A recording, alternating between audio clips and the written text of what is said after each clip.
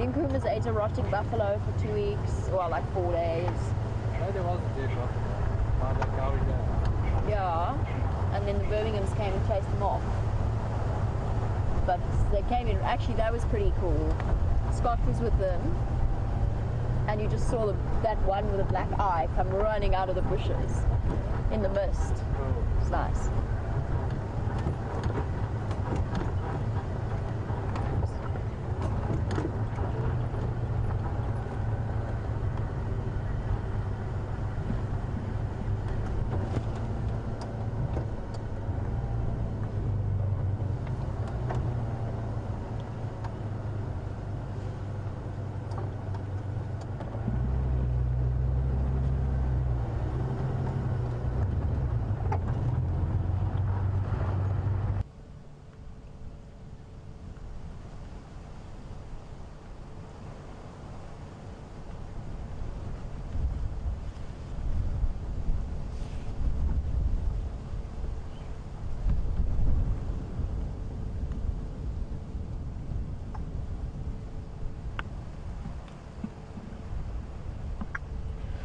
Good afternoon and welcome on the Sunset Safari. My name is Brent Smith. I have a genre on camera with me, and on the other vehicle is Jamie and Brian. Brian has just got back from his long leave, and genre has just got back from an afternoon here in the low veld. About 30 degrees Celsius, so in the mid 70s Fahrenheit, and I'm hoping that that male leopard we were tracking this morning hasn't moved too far, or has at least come out of that myriad of drainage lines he was in earlier. So we're going to start moving slowly towards that area, and hopefully we'll get some luck.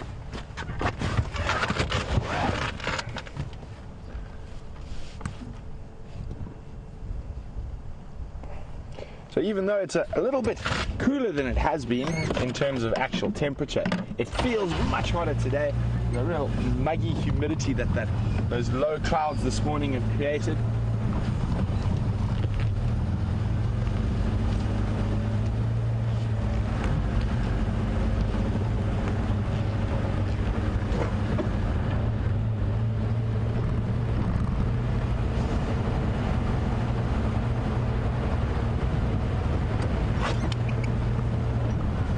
So the leopards have been eluding us over the last few days, but these set of tracks we found this morning, the most set of tracks we found, we smelt that leopard scent mark before we saw the tracks. It had a really, really strong smell of buttered popcorn.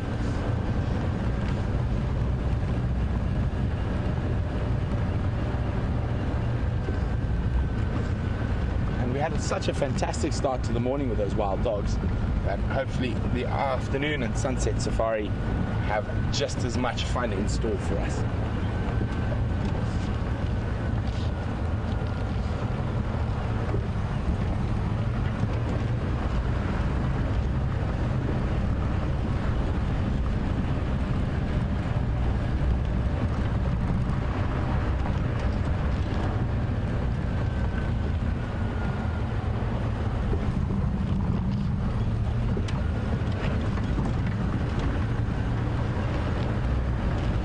So in this muggy heat, we're probably not going to find too many animals out in the open. They're going to be resting up in the shade.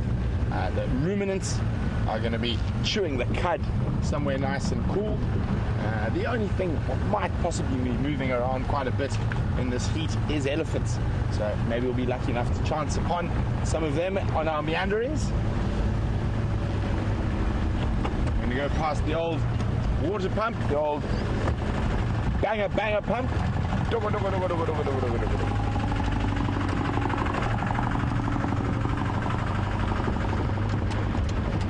It's amazing, anywhere you go in rural Africa, you've got these 50, 60-year-old Lister water pumps that are still in fine fettle and provide water to a lot of very, very dry areas in Africa, all over the Kalahari and Botswana.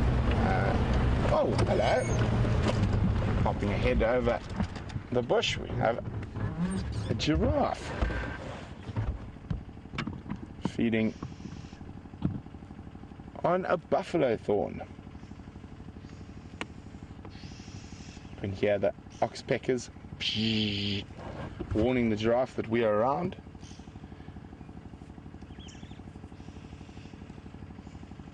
Obviously the giraffe has completely ignored what I said about being in the shade, taking advantage of those nice succulent new leaves coming out on that buffalo thorn.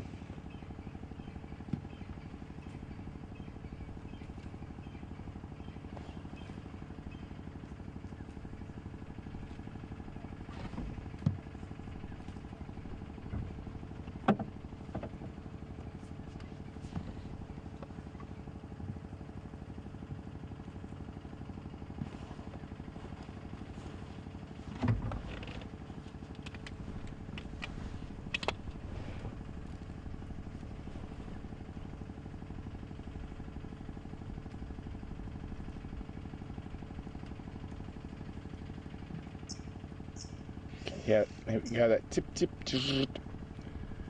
Now you can see the evolutionary advantage to having such a long neck, being able to reach those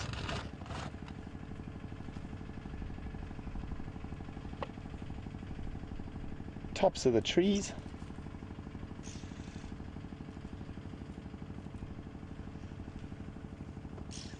So I can see 3 at the moment. This one that's closest to us with its head buried in a buffalo thorn, another one just behind it to the left, and another one to the right of us, another one walking through, and the other one a little bit further off across the other side of the road, listening to my advice and ruminating in the shade.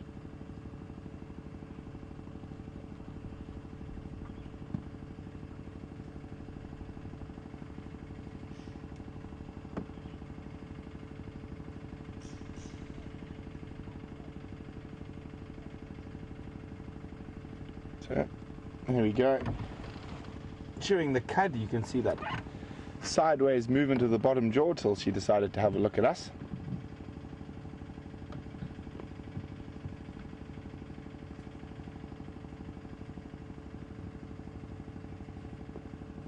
Oxpeckers can't seem to decide which giraffe is better, flitting between them.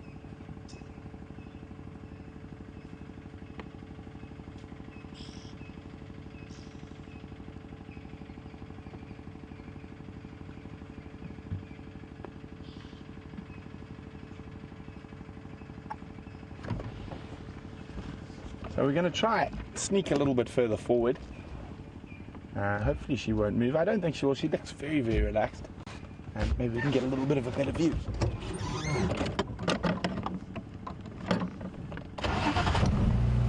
Always important to just start slowly when you're very close to an animal like this. Let the engine run for a few seconds. Let them not move too quickly and spook them. Just let them get used to the noise. Oh, looks like even without moving, she's decided it's time to move along.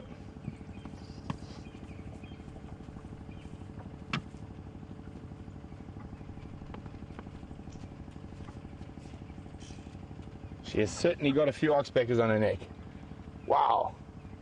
Must be at least 10 of them. The red-billed oxpecker. We do have another variant of oxpecker here, the yellow-billed oxpecker, which is much more rare. Oh, there's a 4th giraffe.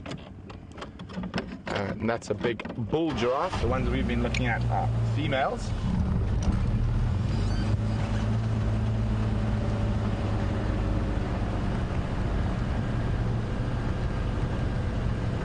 Fifth giraffe. Oh, there's a serious journey of giraffe around here now.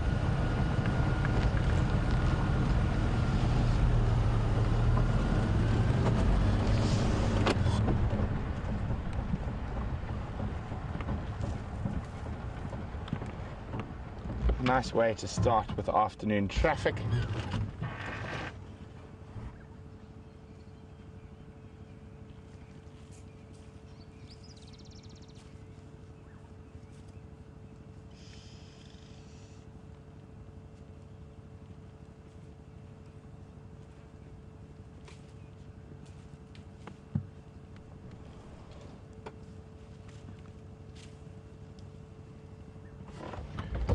And they're heading back down to the drainage line there. I'm going to go see if we can get a view of the big male giraffe.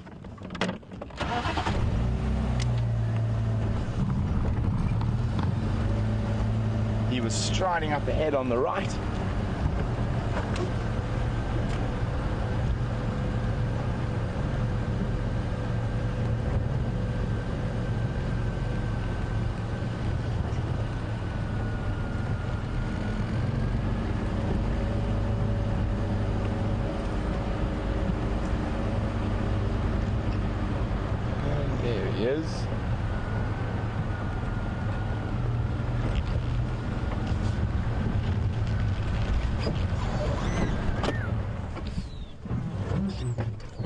he coming to have a closer look at us, or is he after the other side of that little acacia? More after the acacia. Physically massive in comparison to the females. In a good ton of weight on top of what a female is.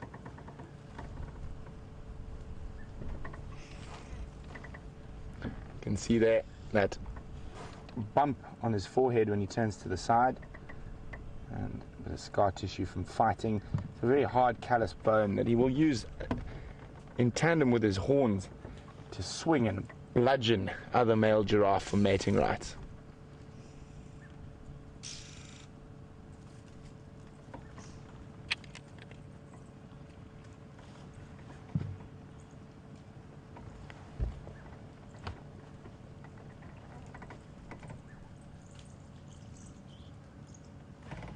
And of course, oxpeckers on tow, and they seem to be flitting between all these different giraffes. There's 5 of them that we can see around us.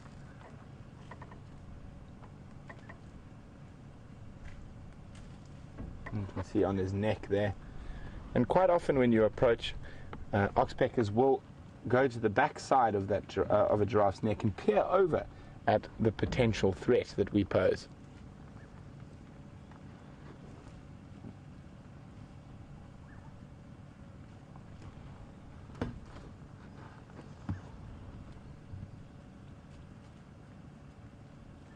You can see that oxpecker on the right opens his mouth from time to time, and you can just make out his tongue moving quite quickly there. And what that is called is a...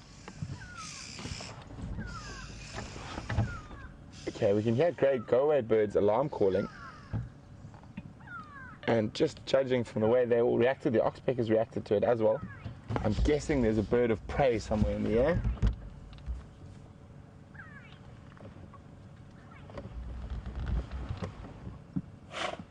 Oh, bless you, giraffe.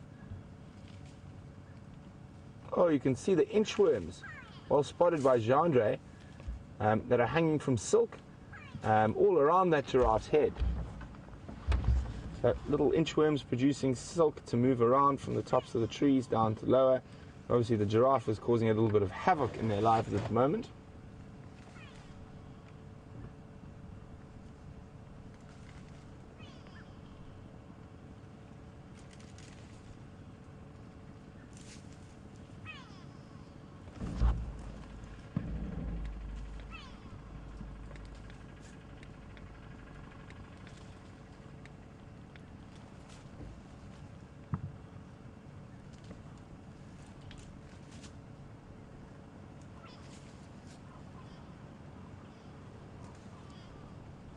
Look at those. He's got a nice juicy tick there, that guy got one. You can see it, there we go. Oh, and swallowed. That's the bottom oxpecker. And there go those alarm calls again. Oxpeckers are alarming with them. I'm just trying to have a look in the sky around us. I can't see anything yet.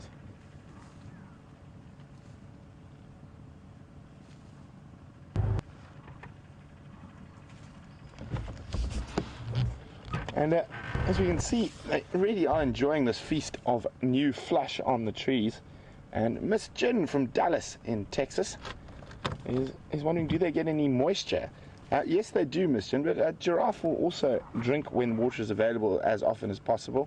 So they will get some form of moisture, but they do still need to drink. Not every day.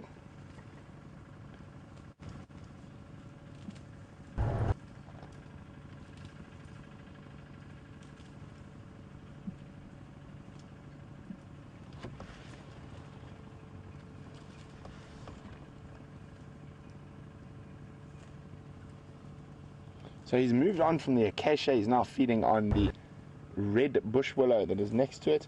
And I mean, just in a short time, we've seen the giraffe feed off about 4 different species. So they are enjoying a lot of the species now that they sometimes wouldn't feed on with these nice new leaves are going to be really nice and succulent.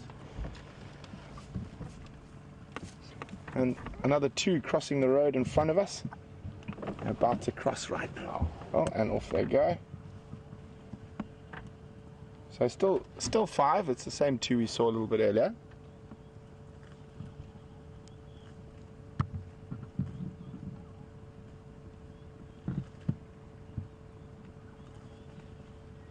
Well, I think we're going to leave these giraffes to continue their afternoon munchies, and we're going to head down towards that area where we last had those leopard tracks.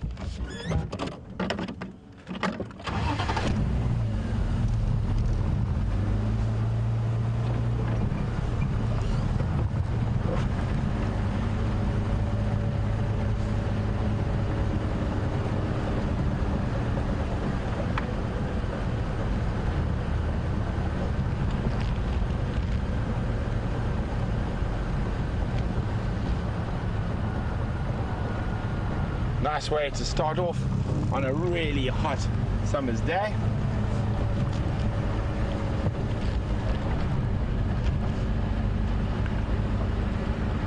We don't really have traditional seasons in the southern hemisphere as one does in the northern hemisphere. They're far more obvious. I think if we had to really call our seasons, we've got 2 seasons, and they can be decided by 2 things, and which is all relative, of course. So you've got wet and hot and cold and dry, and the wet and hot go together and the cold and dry go together. So we don't really have that traditional 4 seasons in a year.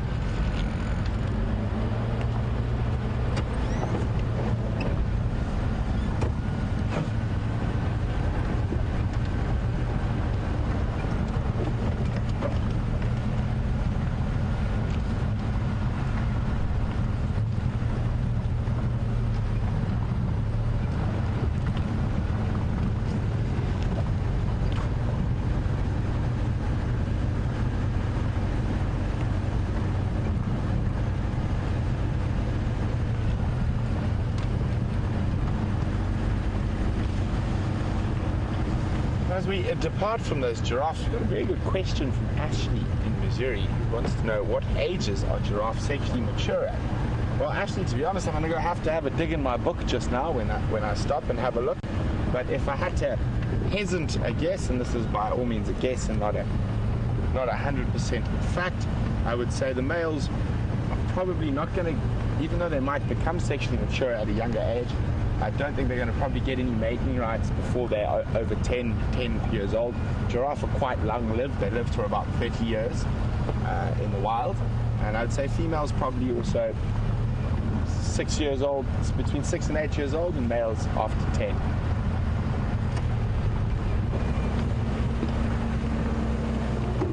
Make sure that leopard didn't sneak through here during the day.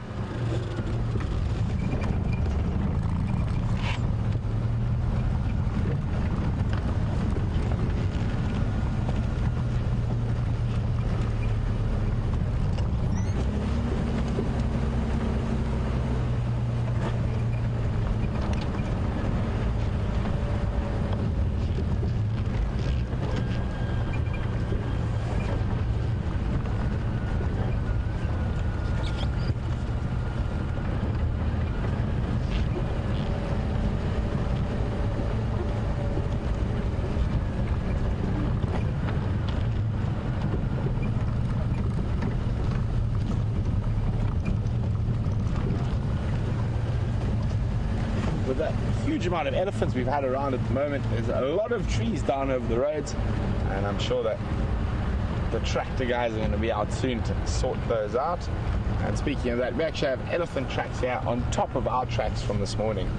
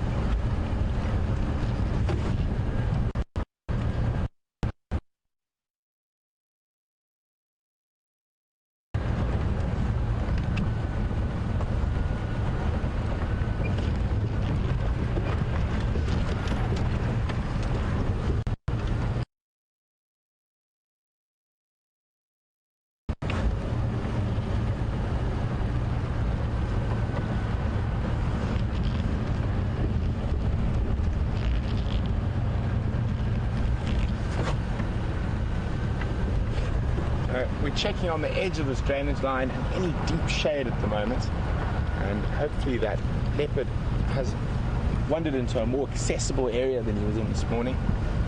And he happened to choose the area with almost zero signal, and apart from that, almost impossible to get a vehicle into.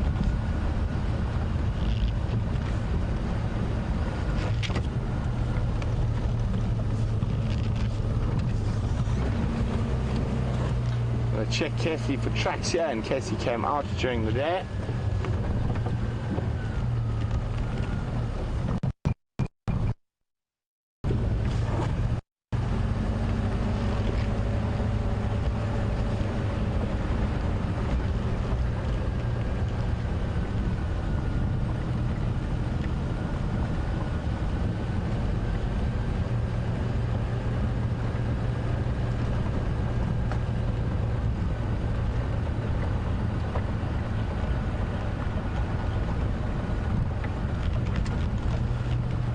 This is the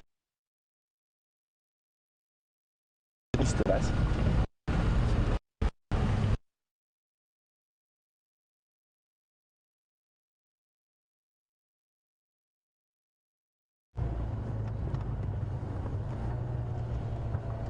Good afternoon, everyone, and welcome to the Sunset Safari.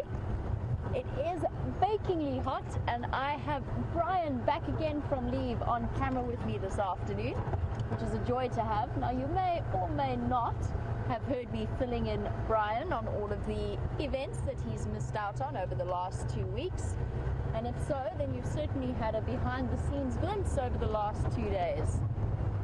I'm currently on Arathusa, having a look around to see if I can follow up on those reports from our wonderful Ellen Fowler about the fact that she's been seen regularly drinking from Arathusa Dam every night. I'm checking out the drainage lines around the lodge to see if I can find any of her tracks. I haven't heard from any of the Arathusa guides just yet, but it might be a little bit early for them. I think they're probably starting their safaris at 4, given that it's currently 30 degrees and everything so far is proving to be most elusive. But I'm quite happy to travel some of my favorite areas of Arathusa here.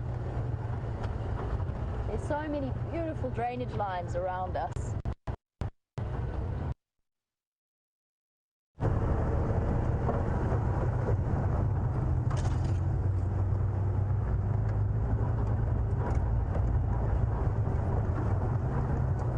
That really exciting morning this morning with the wild dogs, and I know that Brent went to follow up on those male leopard tracks that he had this morning, where both of us attempted to find that particularly elusive cat.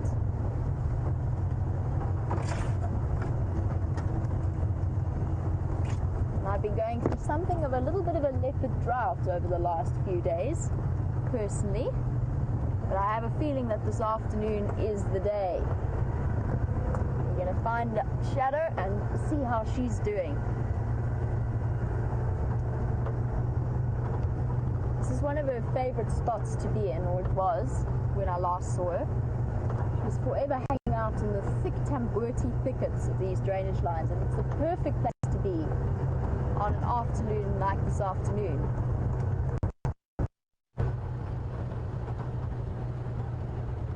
Weird how we've had 2 days of really cloudy, coldy mornings, and then all of a sudden bright sunny afternoons. It's a very strange cold front that hit us. Let's check really nice and carefully in this drainage line.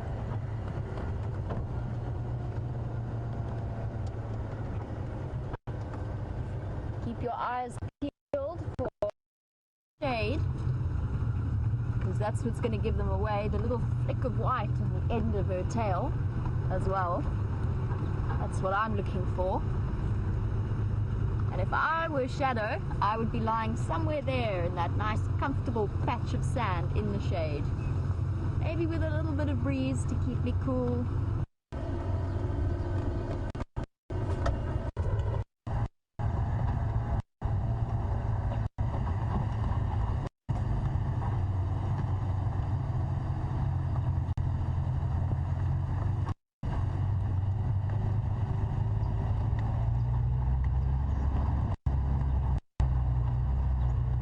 sure she's around here somewhere.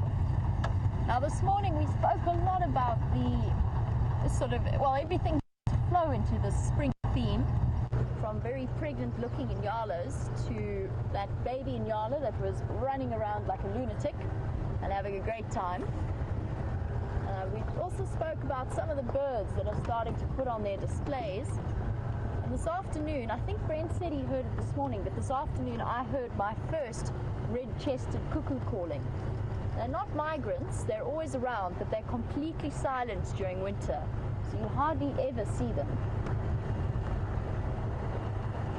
It'll be interesting to see what other birds start emerging. That's now the Classes cuckoo and the red-chested cuckoo that's calling. Next on the list will be the Deirdricks.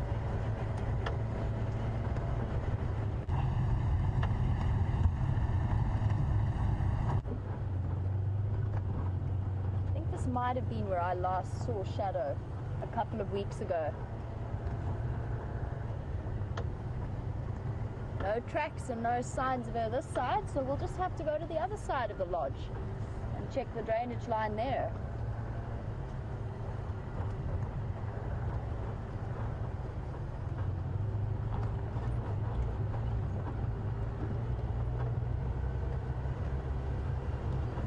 Afternoon stations, Jamie, WildEarth. Have any updates from this afternoon or this morning? Just checking in with the Arathusa guides.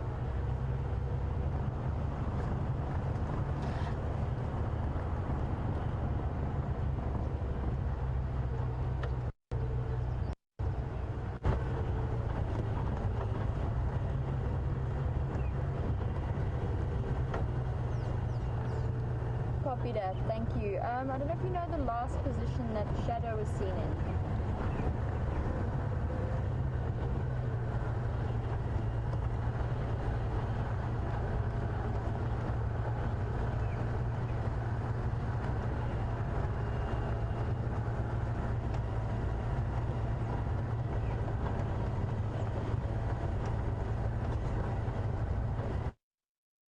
Thanks, I got about 3 out of 5, but I think I heard she was mobile north from western edge of the airstrip.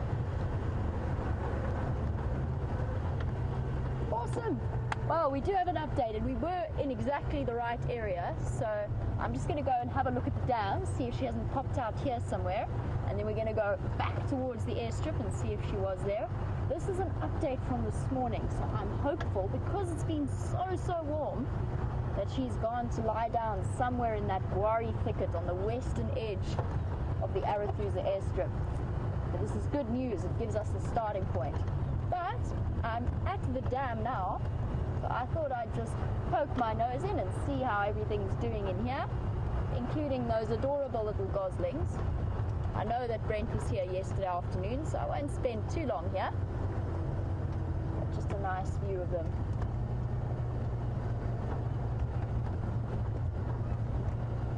Here's our gosling family. What's it meant to be? It's something like 7. Is it 7? I could stand corrected on that. Let me know if I'm wrong, but I believe it was 7 little goslings that we were meant to be seeing. 1, 2, 3, 4, 5, 6, 7. There we go. 7 and some proud parents.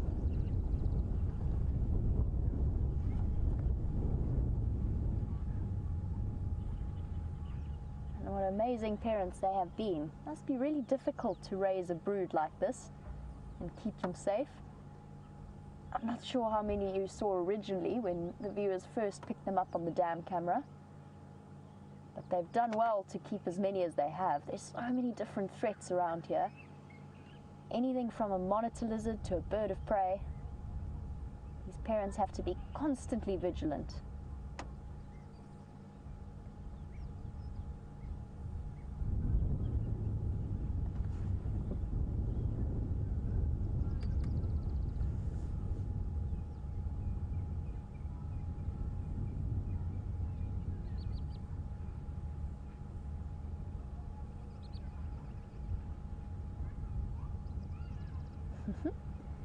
I wish I could do that, don't you, Brian? Go and have a quick dunk in the dam. I don't think the hippos would appreciate it, though. It's also a little bit muddy. Maybe not. Definitely looks cool.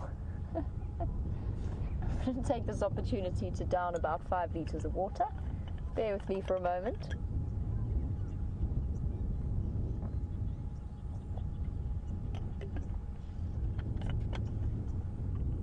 And as always, the ever-present Arethusa hippos. Also, not really keen to show too much beyond the odd eye and the odd nostril and ear. Very, very warm for them as well. Long gone are the days where we would come past the Arethusa Dam at sort of 8 o'clock in the morning or in the early evening and see hippos out on the bank sunning themselves. It's definitely got to the point where that is no longer an option. Now, I would sit here and watch these goslings all day, but we have a leopard to find. And it's on the western edge of the airstrip, so we're going to go around the back of the lodge and through that side. That also comes with the added advantage of a slight wind chill factor whilst we drive. It's quite warm and quite open in this particular area.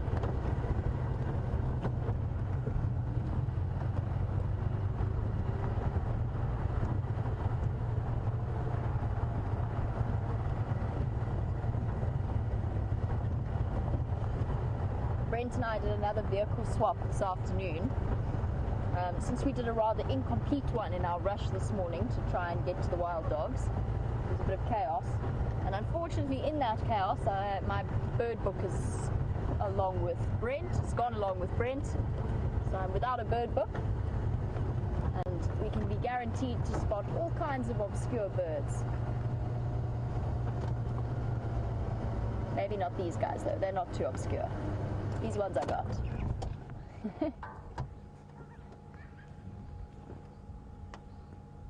I love watching guinea fowl.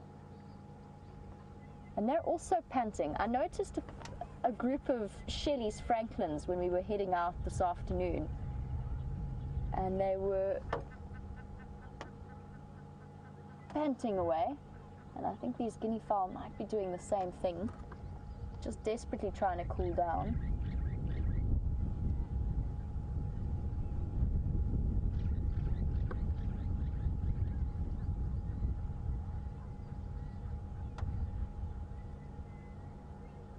Taking away little bits of seeds and anything else they can find around the dung.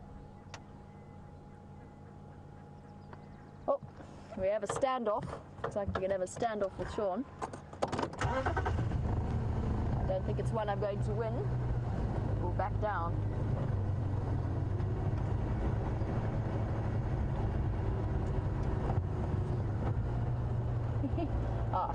He's going to stop there, so we'll continue to look at the dam before we take our chance to get around, because I don't think we're going to be looping around that side. We'll let him head past us. That's good, because then I can get a little bit of a word with him about where Shadow might be.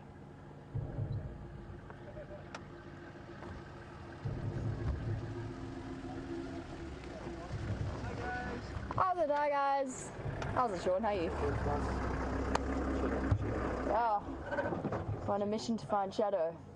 There's rumours of her on the western side of our strip, cool. Moving north. Okay, awesome. I asked and they didn't say that any tracks had crossed over the woods. She didn't go over the airstrip apparently. So. Okay, awesome. Thank you. Over there, I'm going there as well to maybe try to get lucky. Oh, wonderful. Okie dokie. Stay safe. Bye guys. No worries. Bye-bye. Wonderful Arethusa's Sean. He keeps us updated on the comings and the goings.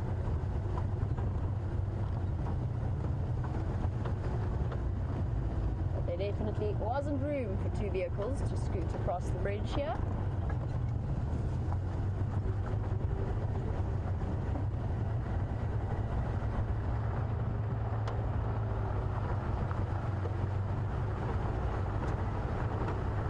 Righty, it's time to do some thinking. If you were a leopard, probably wouldn't be walking around in 30-degree heat. Doesn't seem as though she's crossed the airstrip to the east. Now, I know that area fairly well. I've found young Sindile there a couple of times, just hanging out there, stalking some buffalo, playing with them. I've got some ideas in my head as to where we might start looking for her.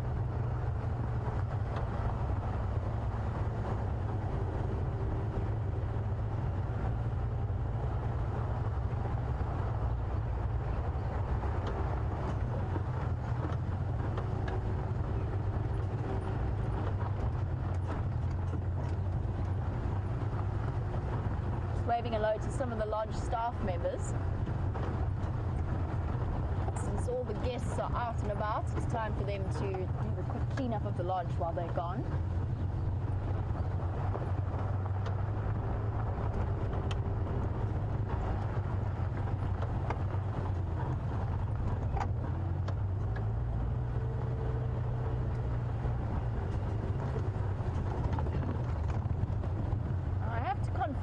I would have been happier if he'd said eastern side of the airstrip. There's some nice guarri shade bushes there and a nice drainage line that runs along it. But we shall take what we shall get.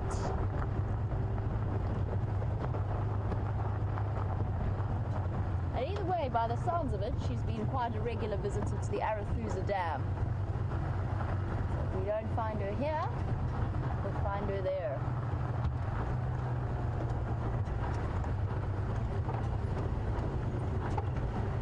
At least this area is nice and open.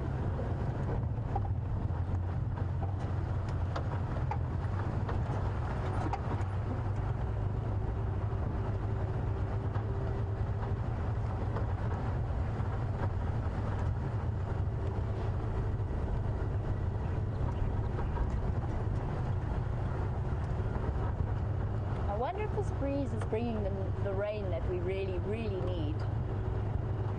Definitely hoping so.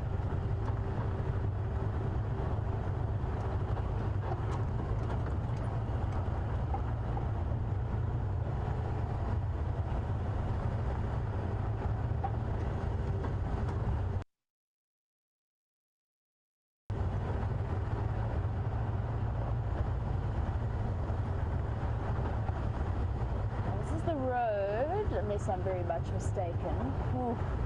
The thickets to the western edge of Arathusa, that's here, or the Arathusa airstrip. That's where we are now. It's going to be a bit of a trick to find her hiding in the shade here. Somehow I doubt she's going to make it that easy.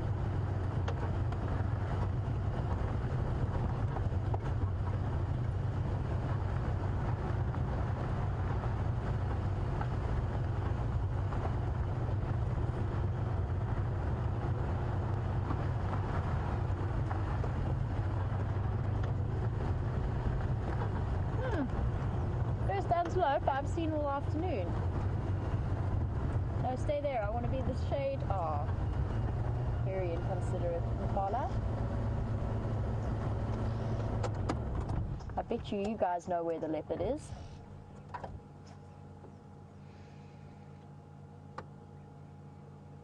It's not a secret they're going to share with us, though. Or they might. You never know. They might start alarm calling.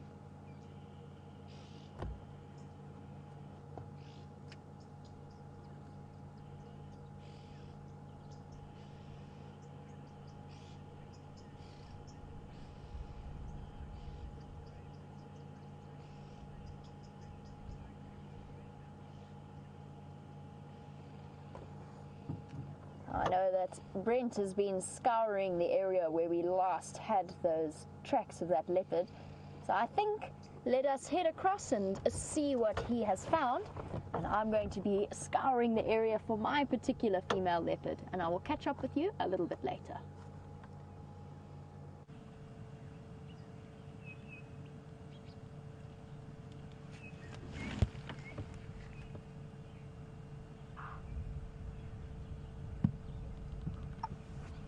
Well, the leopard luck continues to evade us. As Jean-Andre was showing you there, those are the tracks of the leopard we've been tracking, and they've crossed our boundary, and not even 200 meters from us we can hear impala alarming their heads off. So back to the drawing board, the best laid plans of mice and men, of course. We're gonna have to go try find something else now. Hopefully hangs around and maybe comes back with those impala alarm calling, maybe decides to change direction again. Hopefully we will find out a little bit later, but we're going to probably try and make our way towards the Buffalo's Hook waterhole now and see if anything's happening around there.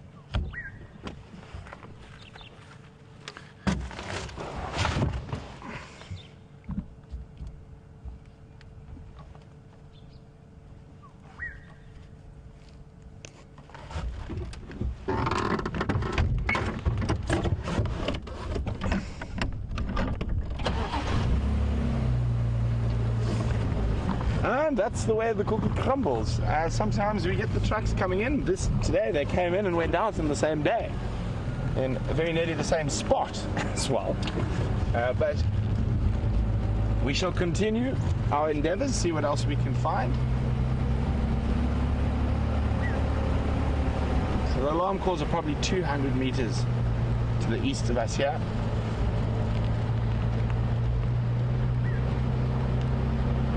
We couldn't have missed that leopard by more than about 5 or 6 minutes. Well, at least we know there actually are still leopard here, and just we only see their footprints and hear some alarm calls across our boundaries. See if we can hear those alarm calls again.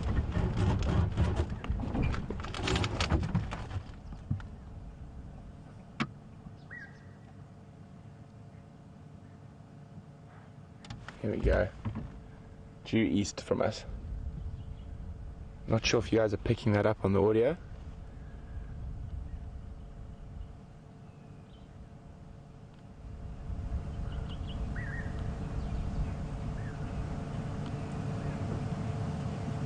Of course they've gone quiet now. There we go.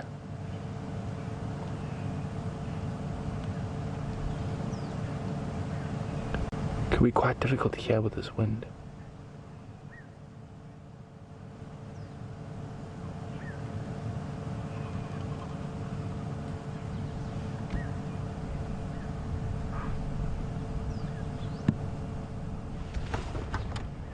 It is quite difficult to hear, guys, but there's that very distinct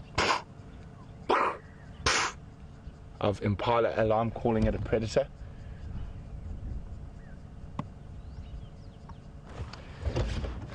So we're going to continue on. Oh, there's a loud one behind me there. Sounds like kudu have joined in. But unfortunately, to the east of us, in an area we are unable to traverse, so we will traverse that way and head further to the north.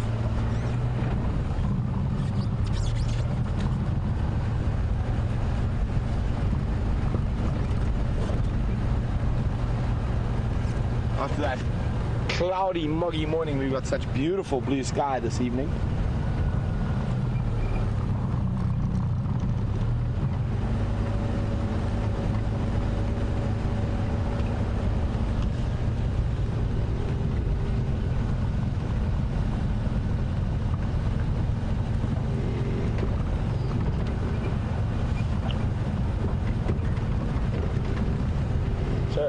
While we're chatting about leopard a little bit, Sarah from Ohio is wondering if there have been any updates on the Anderson male.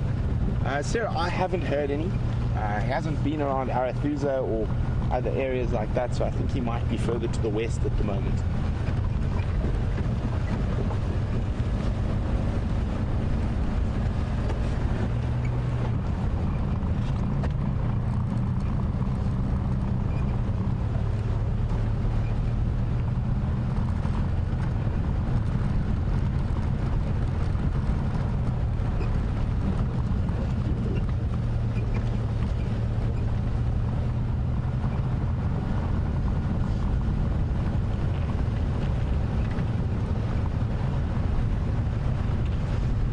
Don't worry, I will keep a lookout for some more medicinal plants and flowers, and hopefully we can find some new ones and we can increase our medicinal plant usage list.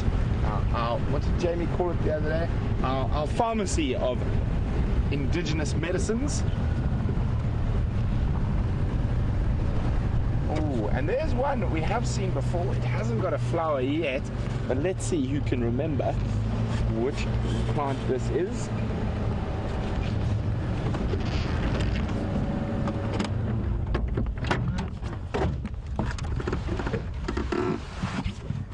There we go, a very distinct spade-shaped leaf. And I wonder who can remember what plant this is and one medicinal usage of it. So they are going to get beautiful white and yellow flowers a little bit later in the season, but let's see who can remember which plant this is. Oh, those impala calling are just so annoying because they're so close and I can't go there. I'm going to get as far away as possible from these alarm calls as quickly as possible so I don't blow a gasket.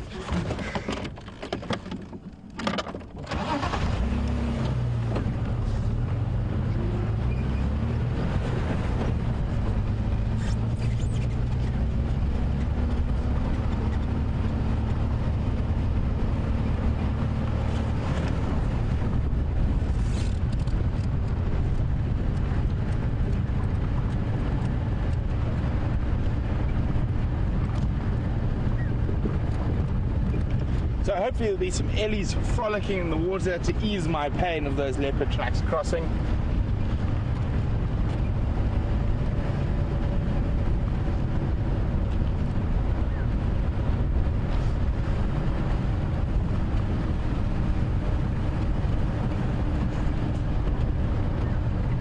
Oh, and there's a studly looking zebra hiding in the shade.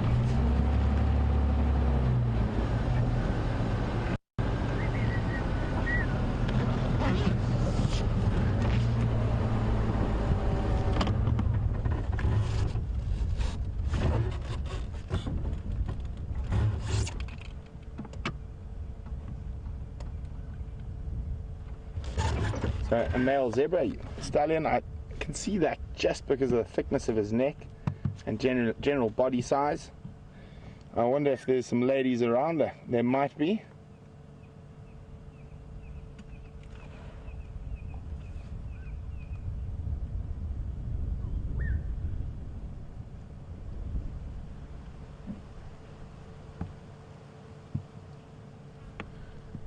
Well, John, you ask and you shall receive. John asked us to find some zebra for him because it's his birthday. A very, very happy birthday to you, John. And there's the zebra. Unfortunately, it is also where the leopard is, on the eastern side of our cut line. But we did find one. So there we go, John. I hope you enjoyed that. And I hope you have a wonderful rest of your day.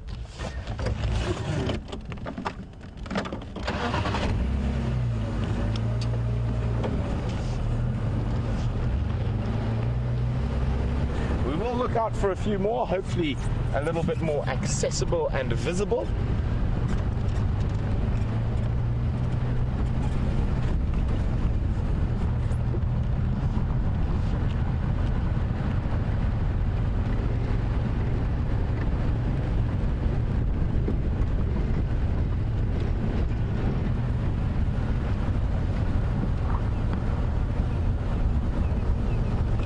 Well, John, there are a lot of zebra. Unfortunately, they're all not at the best place.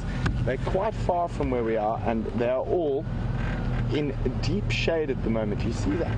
Just get next to that second big termite mound, John. You can just see the stripes. To the right, there we go. You can see them there, all resting in the shade. It is still quite warm. Hopefully, as it cools down, the zebra will come out into the open a bit more.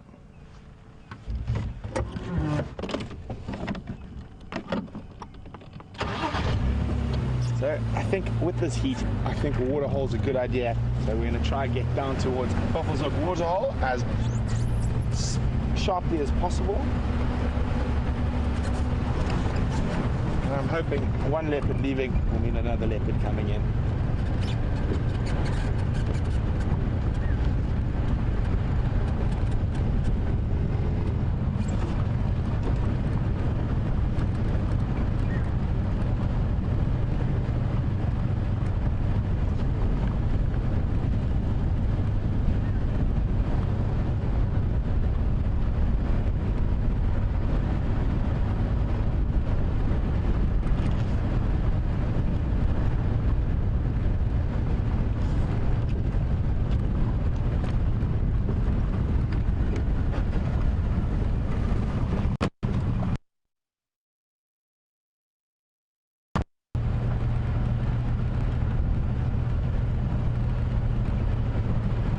Well done to Jill, Gerda and Chrissy who got that correct. It is an arum lily that has not yet flowered. And if you remember what medicinal uses it has, the most common one is that it's a really, really soothing bandage for burns or scratches or cuts.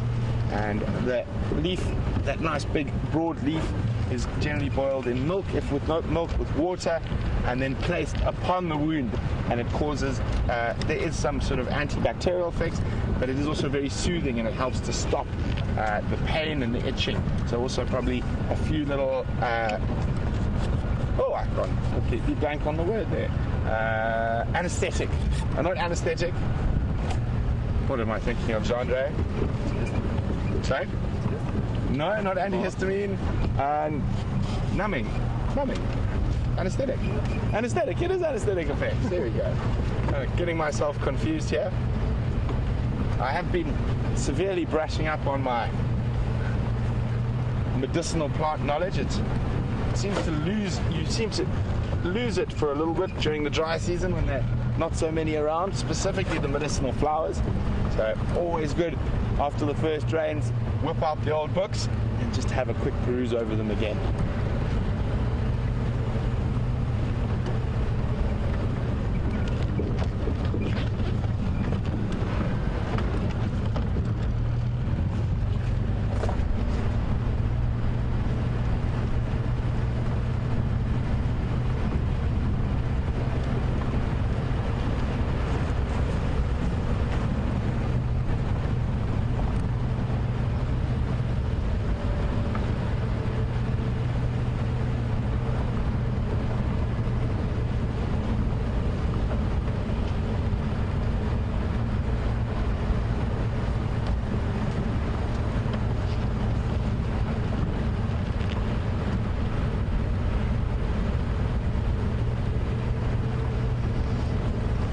There's some buffalo dung in the road, some buffalo tracks. Maybe there are a few Duggar boys at Buffalo's Hook.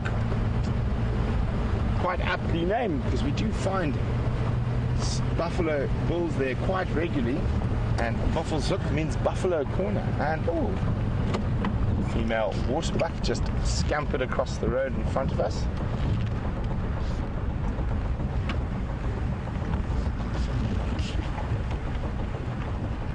Those wonderful white rings on their bottoms. Following mechanism for young to keep up with them when they do go through thicker bush.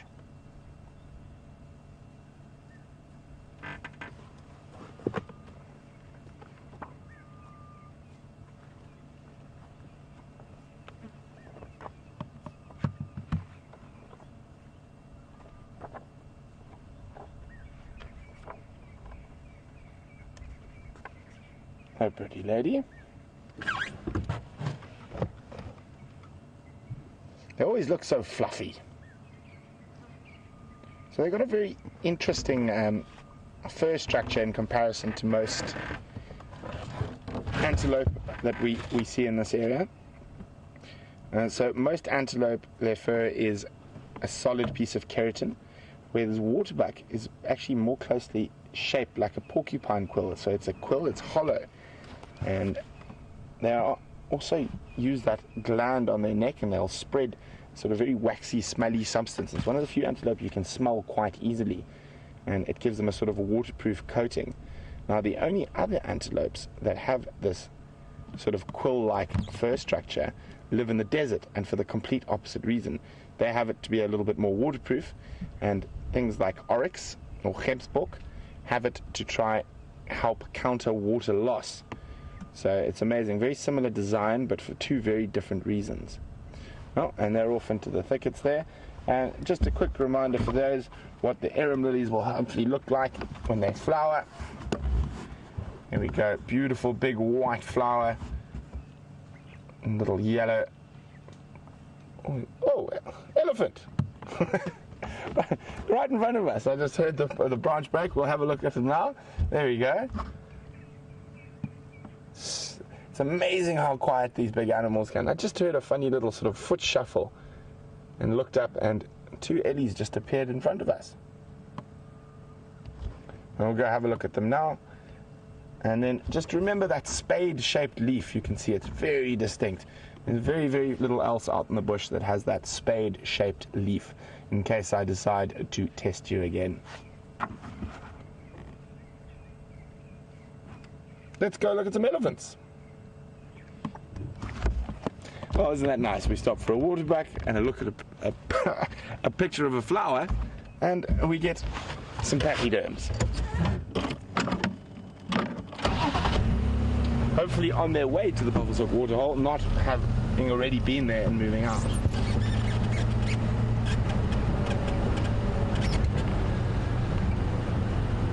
I can only see 2 at the moment, but there could be 3. Yep. Oh dear. Looks like we might have missed the bath, but we'll have a closer look now.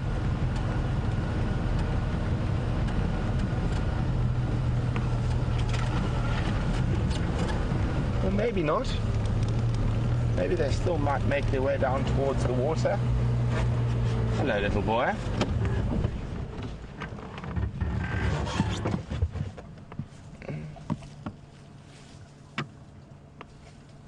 Little elephant bull.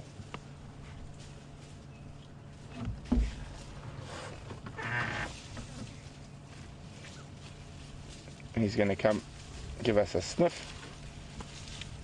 Oh, he's going to go follow Mom, who's crossed the road in front of us.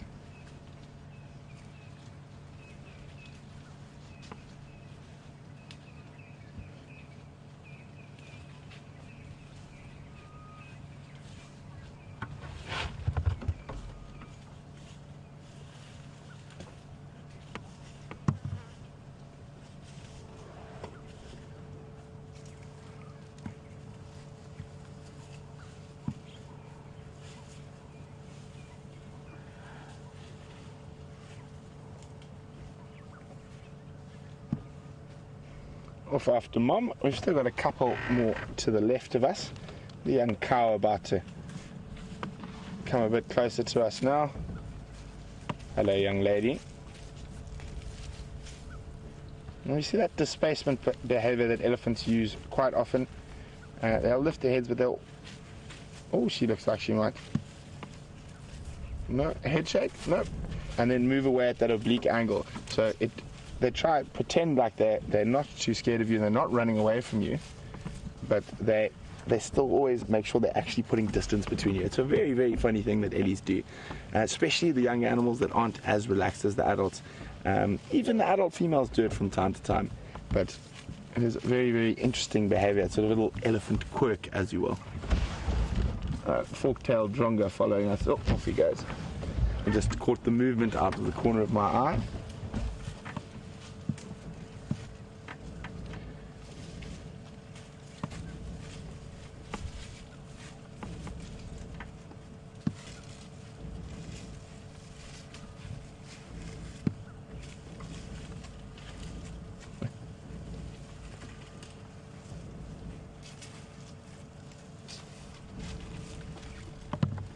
Now that she's on the same size as the other adult, she can walk opposite us and doesn't seem to feel too threatened at all. But you can just see there is slight darkness on the trunk and around the mouth, so I think they have already drunk.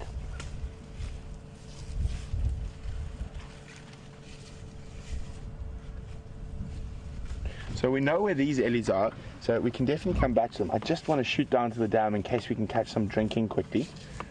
But if we don't have any luck at the dam, we will definitely come straight back here.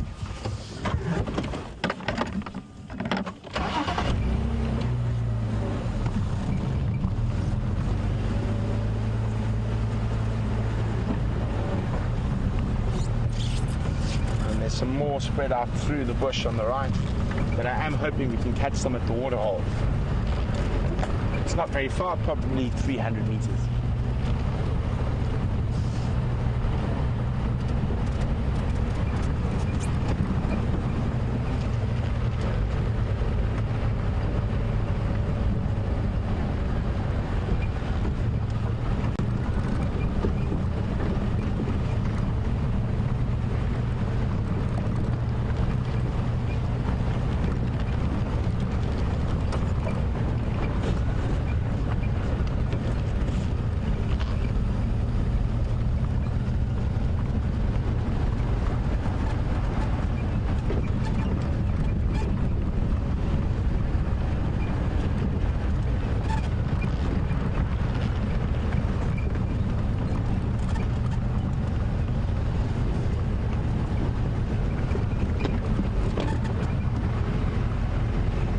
Sorry guys, game drive radio for a second.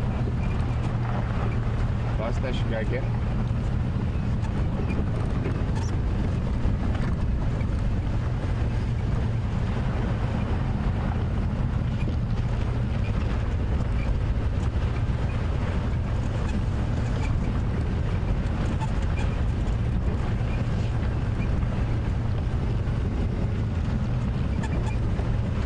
Let's see if luck is on our side. Well, elephant luck at least.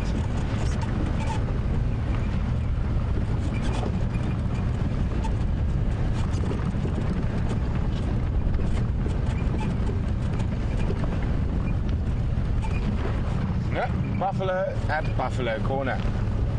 And saddleboard store.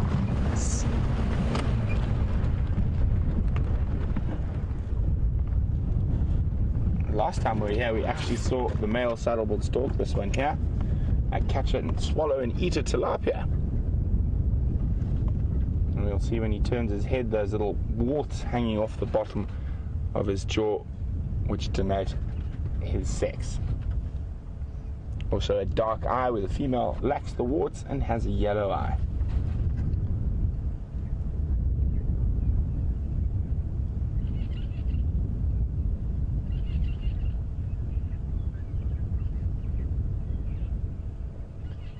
And there's some buffalo bulls on the opposite bank, and I don't think they're going to be going anywhere too soon.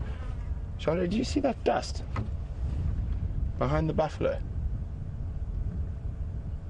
Wind's coming from there. I wonder if that's ellies moving down. The dust's dissipating.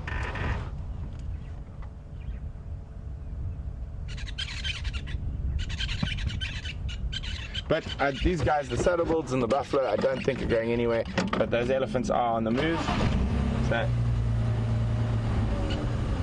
let's get back there. So while we make our way towards, see what she's been up to. See?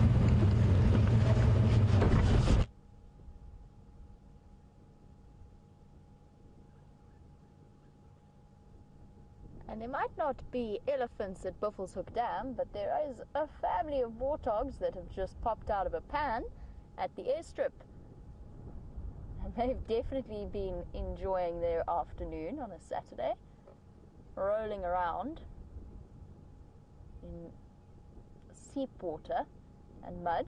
They're all absolutely coated in it. And what a nice big family this is. I'm sure that you guys have all seen them before. 1, 2, 3, 4, 5, 6, 7 little piglets and 2 adults. And I saw this particular warthog family when I very first came on my interview drive in June. I love the way they walk on their ankles like that.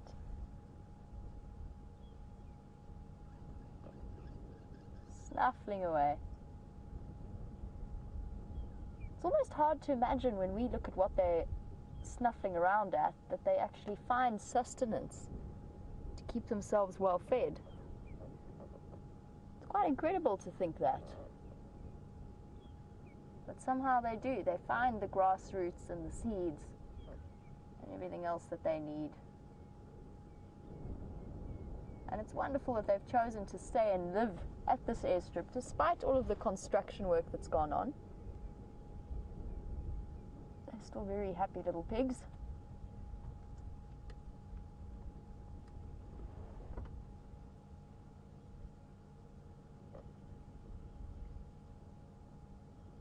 I'm trying to just have a look and see if any of the babies have any budding tusks coming through. I usually get them at about, or start getting them at about 6 months old. I think I see tiny, tiny little points of white showing through. I wonder if that gets itchy and uncomfortable as they start to grow.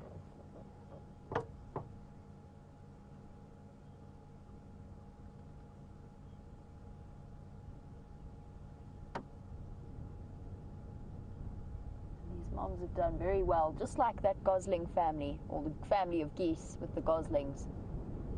Done very, very well to manage to raise such a large brood. of piglets. Can you call them a brood? I suppose you can. Family.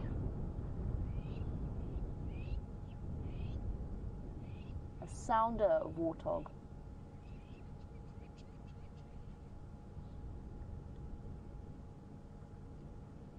I think a seriously good snuffle there.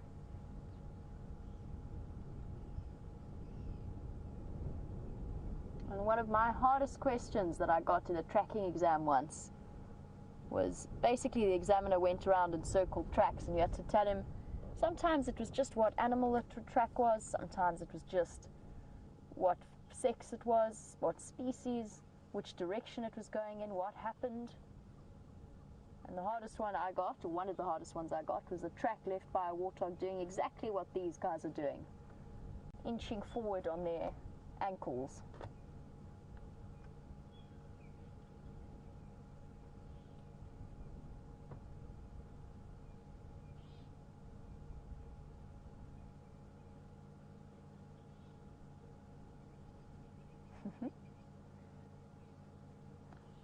You'll notice I call them ankles and not elbows.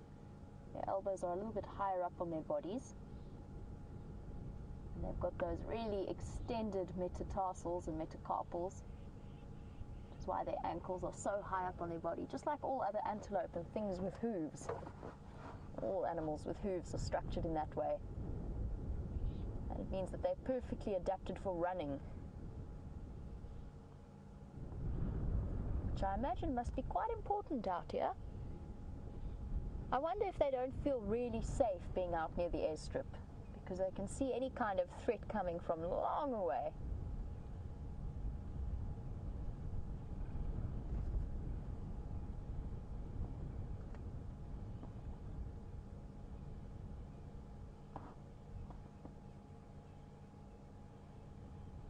All snuffling along.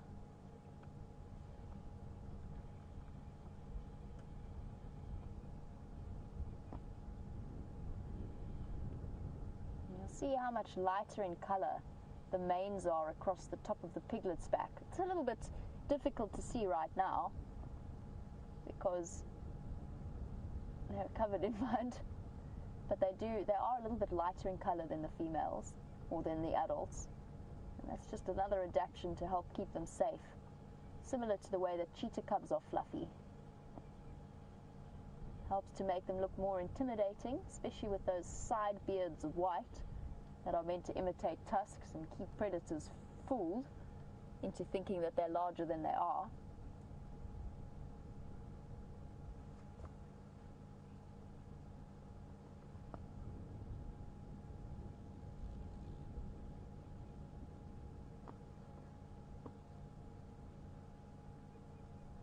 It's been quite interesting to watch their progress. They don't spread out in any way. They've all shuffled behind Mom in almost exactly the same pathway. I don't know if they feel safer that way, or if it's just the way that it's worked out, or if there's better food where she's going.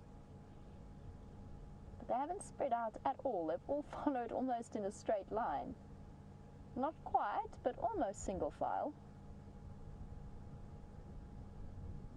And as I said, there's 2 females. I'm not sure if all of these piglets belong to one female. It is possible, although it would be slightly larger than the average family size, or if they belong to the 2 adults between them.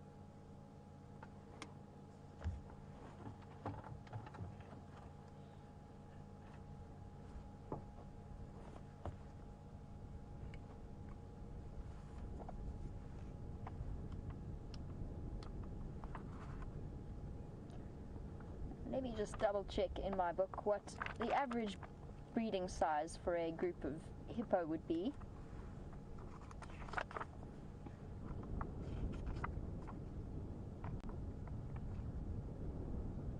So in this area, there's average about 5 litters, between 3 to 5 in the Kruger Park. And typically their birthing season occurs in October and December. So if this is this female's entire group, then she's done very well. Much larger than average and a little bit out of season as well. But obviously that's a peak birthing season, it's not a strict birthing season.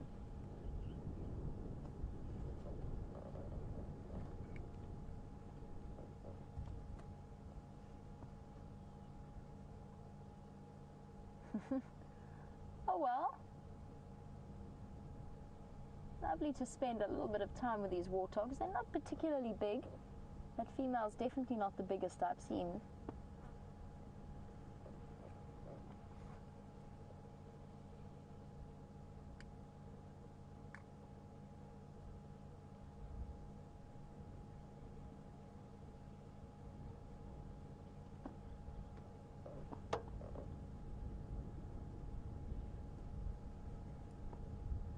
Alrighty, well, I'm pretty sure I know where these guys live now. I think they've returned back to the den site that's just on the side of the airstrip.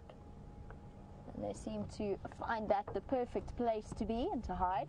I'm going to loop back around. I've been looking for the off-road tracks from the vehicles from this morning that were with Shadow. I've just been double checking. I made one slight error in asking for the update as to where Shadow was. And in hindsight, it's quite an important one. So they said the western edge of the airstrip. The airstrips are quite long. So I've checked the northwestern corner. I'm now checking the central western area. And I'll check the southern western area quickly as well before looping back up. I'm pretty sure she's where we started looking, but I just want to be extra specially careful in case I've missed something. And I'm glad I was, because otherwise we wouldn't have had that wonderful warthog sighting.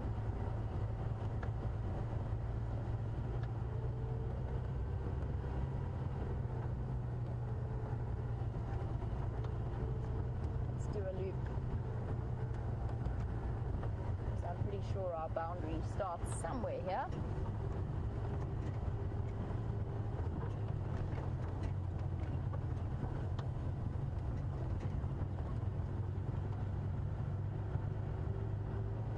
Judging by their tracks, the elephant herds have also made Arathusa their home as well. So we've had an influx of elephants moving through Djuma. It seems as though Arathusa has had the same fate.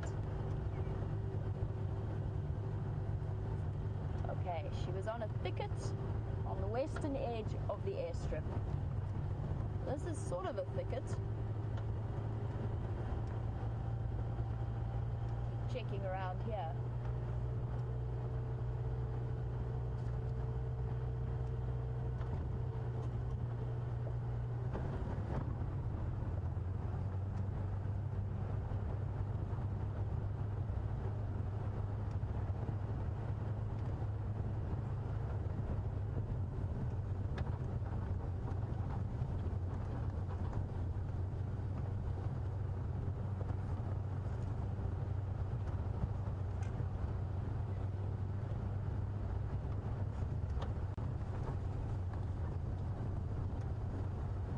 Like these when you're looking for a leopard. I'm sorry, Brian, I didn't manage to notice you were looking off to the left. I was going to say, times like these when you're looking for a leopard, you're really sort of looking for the off-road tracks from the vehicles in the morning sighting. So that's what I'm doing now. I haven't seen her tracks. I did go for a walk in one of the drainage lines and I didn't see her tracks coming out.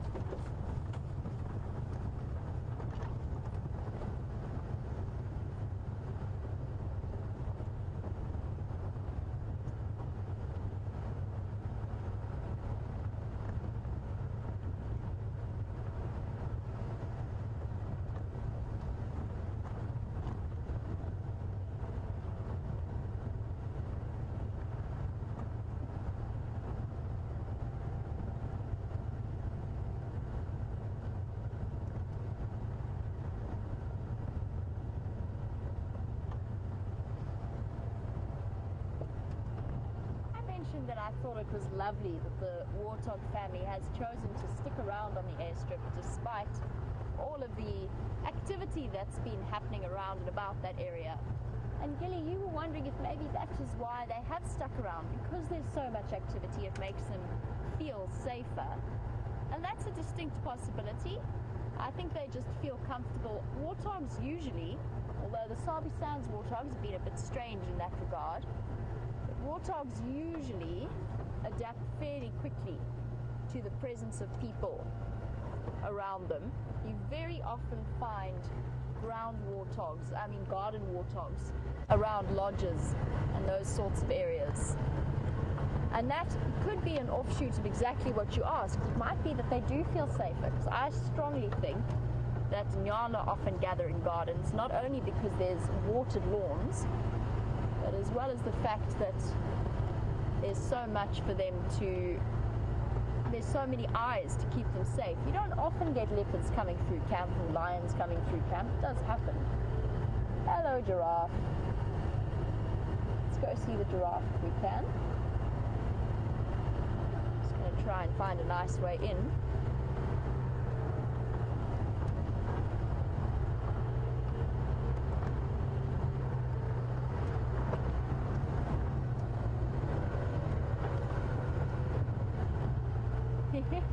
The one thing about summer is that nice ways in don't really exist anymore, especially in areas like this. I think I found one though. Oh, there's two giraffes.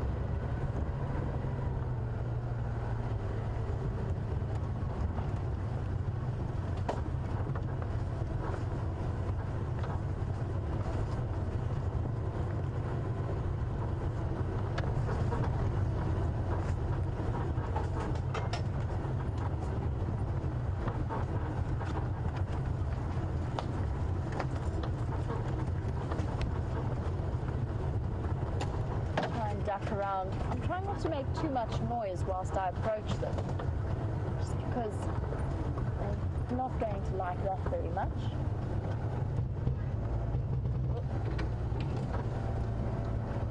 Maybe slightly unavoidable.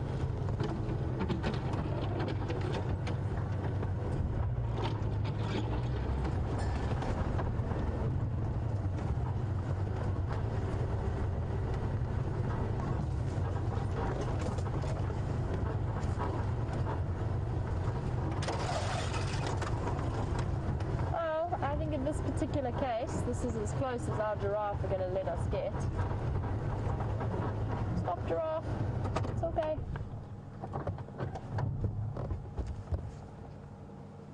Looks like a male and a female. They are hiding away from us there. Oh, no, it's two females. Definitely two females. I wonder if they know where the leopard is. I bet they do too.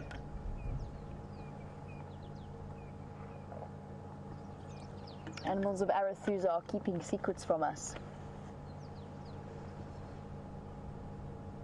Oh, there's three.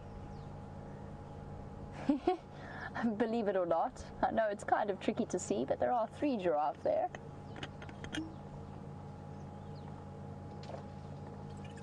Four. There's four giraffes there. There's a young male as well who's just walked out in front of us. I didn't even see him there.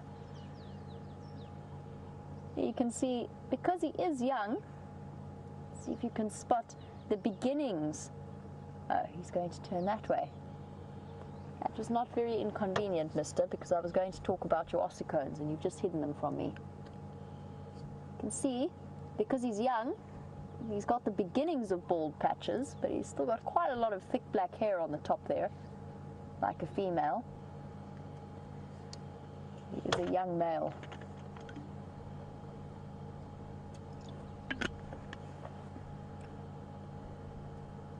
It appears as though our giraffe don't want to be famous today. I'm definitely not going to be able to follow them any further into this block. Here's a bit of a monkey orange thicket.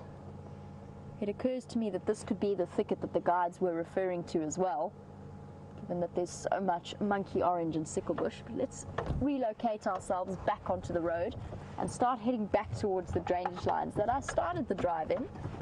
I have a strong suspicion she's hiding somewhere in the shade there.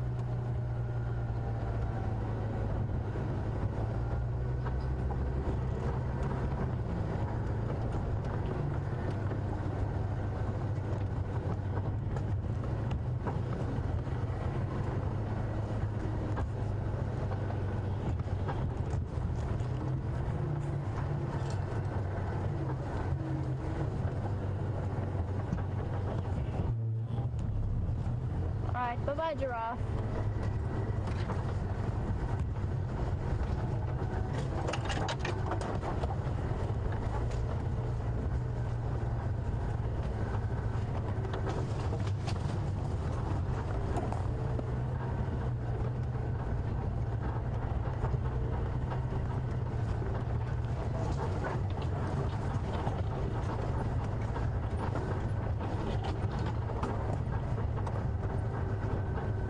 So as I said, I'm going to do a loop back towards the drainage lines to see if I can figure out where Shadow might be hiding in the shade.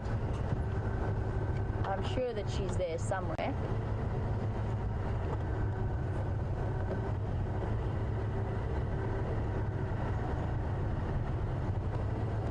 Whilst we do that and carry on our search, I believe that Brent has found his elephants again.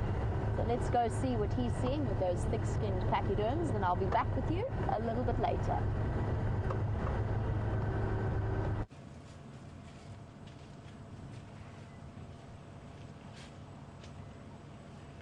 Welcome back. We've managed to catch up with those ellies. They are in a bit of a thicker area. There are some up ahead still that might be a little bit more open.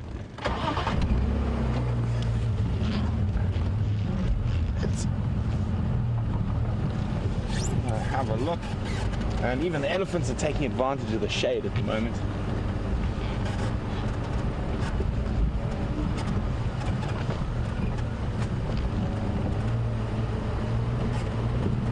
Just going to try and look for a path in where they are. Doesn't require too much bashing and crashing.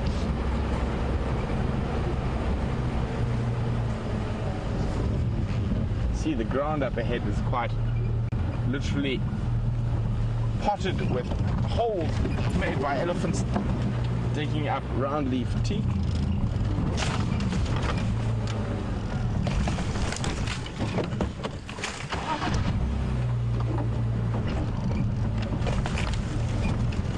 Watch out there, Andre.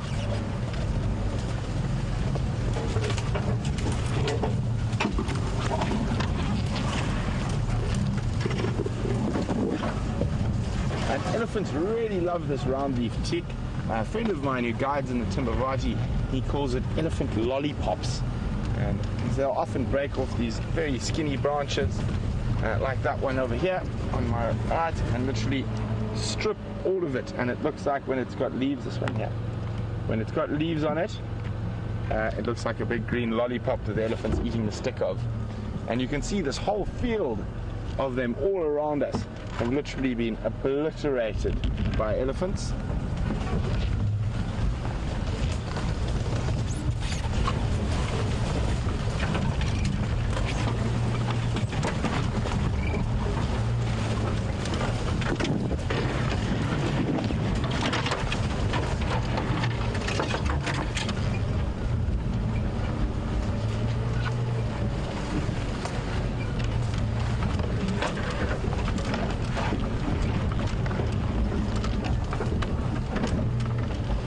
Good thing we went following the wild dogs through here this morning.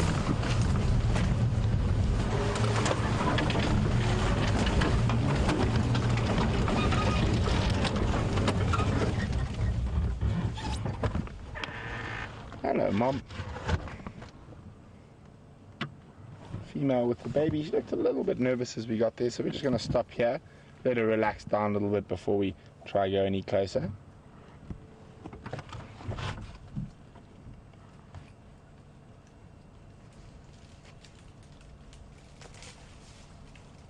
There we go. Happily back to feeding. We're just still going to sit here and talk a little bit, get her used to the sound of our voice.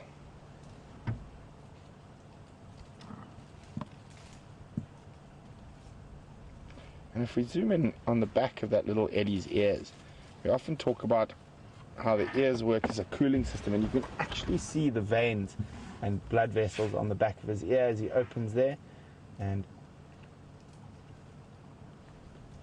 nice, really, really prominent veins being showed there.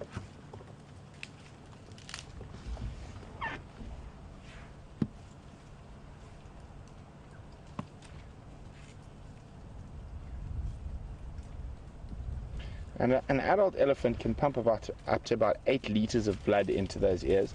And so all the warm blood that's been working hard around the body goes into the ears, and as they wave those ears, it cools that blood down a bit and sends it through to the rest of their body. And this really, really effective thermoregulation enables them to be operational very hot periods of the day, where a lot of other animals would probably think twice about being too active.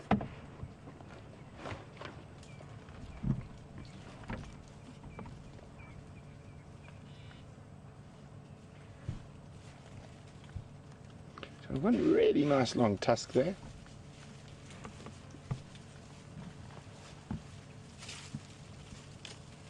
Oh, and there she's after that elephant lollipops.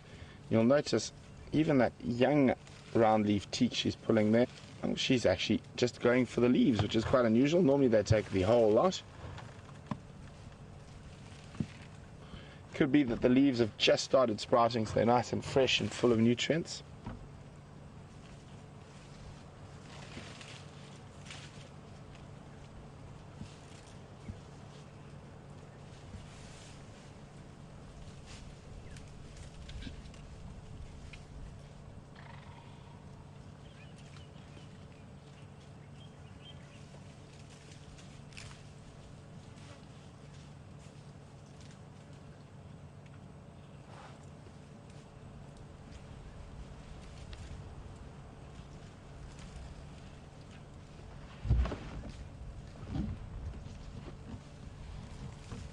Got an old cow, and you can see it's a cow. If we go a little bit up, Jean-Andre, by the very angular head, so very, very angular, sharp head, whereas the bulls have a much rounder head. And you can see she's old as those indentations in her skull that start sinking in a bit deeper. So she's probably 35 to 40 years old. Maybe closer to the 40 mark.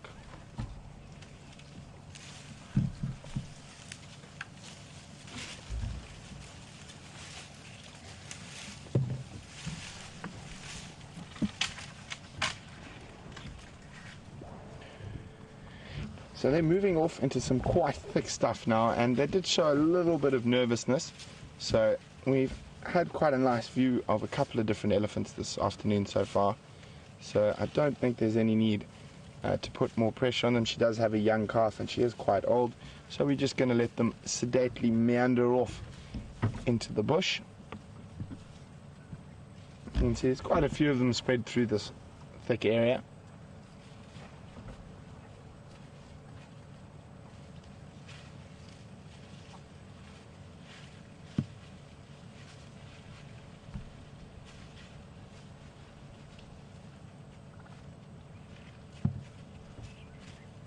Oh, a little playfulness there between the youngsters. Oh, and off they go, and so shall we. We're going to have to pick our way back through that pothole, the potholes now.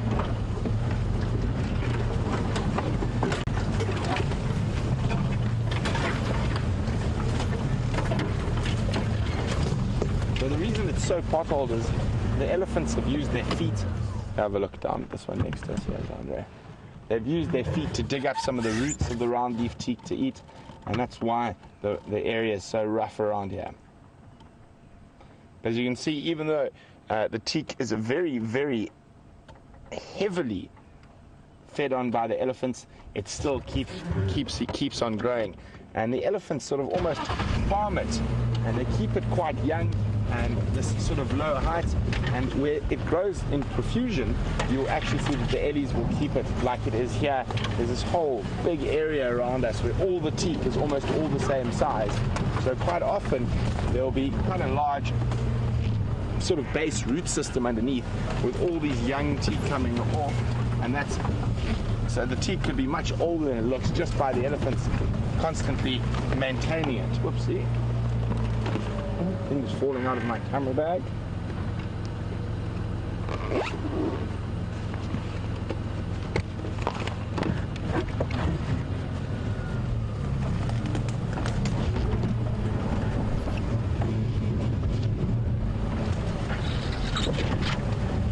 go. Go around that big fallen stump.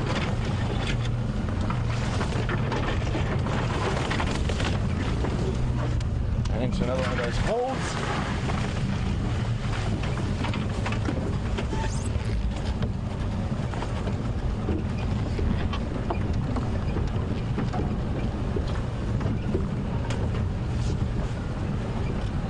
So you guys just need to catch an update on the Game Drive channel.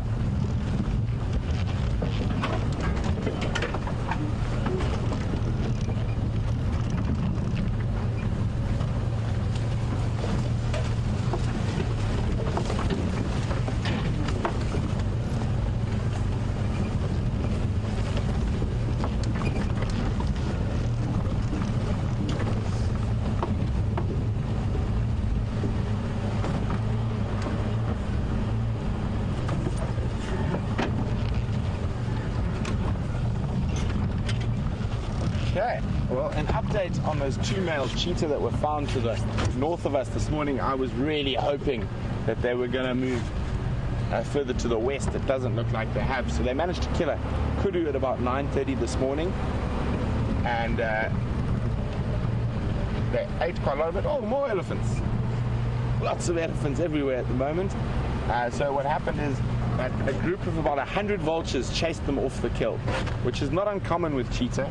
They cannot even afford to be injured by a vulture. They need that speed so much that they would, if there's enough vultures pushing them, the chance of injury is high enough that they would move off. Oh, we've got a little moth in there. There we go.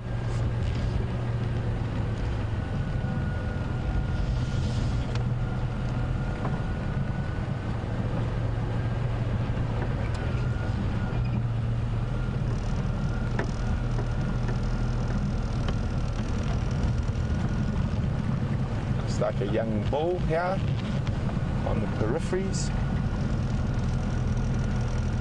and he's also going into the thickets. Let's give you a bum's eye view of him disappearing. There he goes. Let's see if I can get you a slightly better one from a bit further forward. There we go. So he's going to be following on the edges of that breeding herd, and I'm sure he'll catch up with them shortly.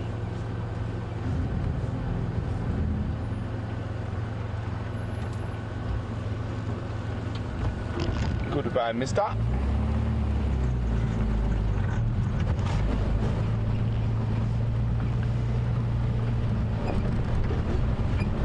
going to be on the Game Drive channel for a second. Stations. There was also an Ingwer that crossed from Vuyatela into Torchwood at Central Junction. She had a cut line at about 4:45. Not sure which animal, didn't get visual. They probably headed slightly further east from that junction into the block.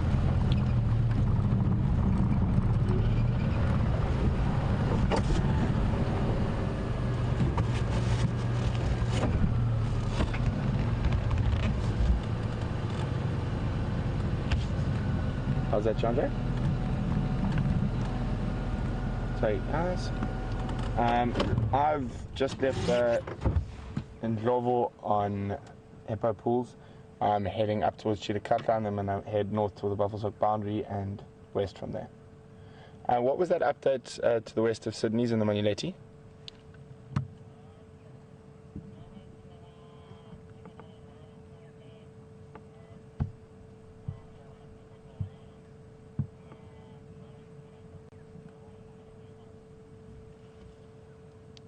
Okay, copy, thanks very much. There's a nice little male kudu. There's a few more interspersed, but it seems like everything this afternoon is in the thickets. Sorry guys, just on the Game Drive channel again. Very well, thanks yours, go ahead.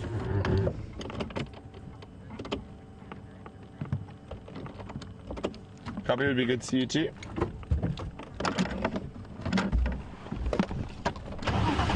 So another little update about lions.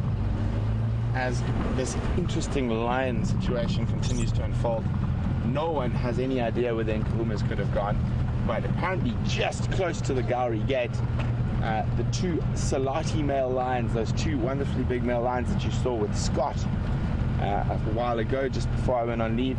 Apparently very close to Juma now, just outside. So as it gets cooler, I think I might meander up that way.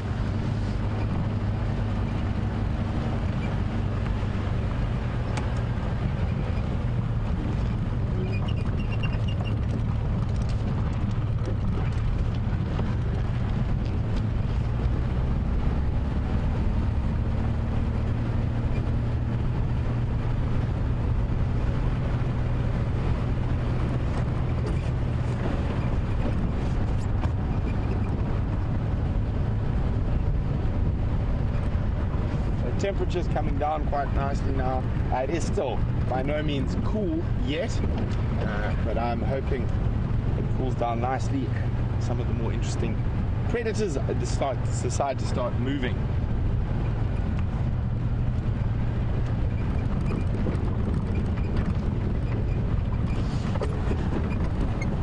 Well, we're going to try. They normally run, but we might be able to get a little view. And he's still sitting there. You got him, Jandre?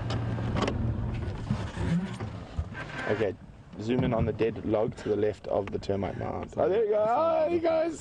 Murphy's Law. Little Sternbok. Off he disappears. No, actually, I feel like challenging the cameraman today.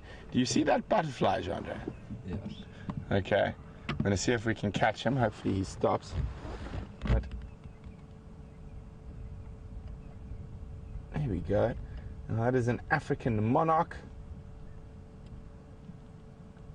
We've got to keep our cameramen flexible to follow things like butterflies, and it's good practice for when the wild dogs are around. Well, let's see if we can get a little bit closer to him. He's still sitting on that branch. Yeah.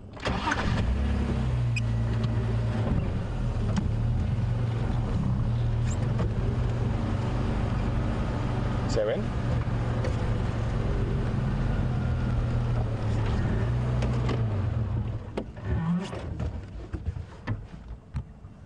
Just duck. There we go. So you can see, even though to follow him on camera is quite difficult, he doesn't have the most fluid or fast flying style, and this is a very common trait in noxious butterflies that are poisonous for birds to eat. So that type of bright red coloring is called aposematic coloring, and the reason he flies around flopping around like that, not particularly perturbed that a bird is going to try eat him, is because he knows, or not knows, instinctively, that he is not nice to eat. So African monarchs get the poison that they have inside them when they're still in their larval phase, in their caterpillar phase, from feeding off a plant called a milkweed, and they sequester hydrogen cyanide, a very similar poison to what the other butterflies, the acreas, sequester from a different plant. Sorry about that. And there are mimics in the butterfly world. So there's a butterfly called a diadem, where the female looks almost exactly the same as the monarch, apart from 2 spots in the middle of the wing. But the male is black and white. So the female mimics the African monarchs, and they fly floppy, floppy, floppy, very slowly all around. Whereas the male is black and white. He doesn't have that danger warnings. So he's got to move around because everything's still going to try eat him. So it's really fascinating how, to ensure that the female survives in that species called a diadem, that the female has those very similar markings to a monarch and the male doesn't. Yeah, let's see what else we can find. Oh, I'm going to have to double check this, and I'll do that when you guys go back to visit Jamie, but I'm going to take a sample with me now. I'm quite sure, if my memory serves me correct, that this beautiful little flower is called an anthericum. It doesn't actually have an English name. I'm going to pop it on the dash for you guys to see. But very, very beautiful little flowers. But I will have to double check in the book, as I said. The flowers can get a little bit rusty, but I hope you guys are keeping a flower list. I'm about 80% confident that this is an anthericum, but I will double check a little bit later.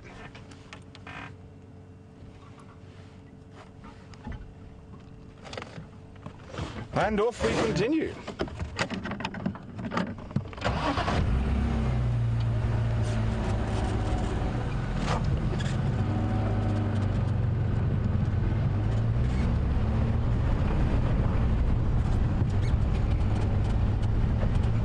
So actually one of the most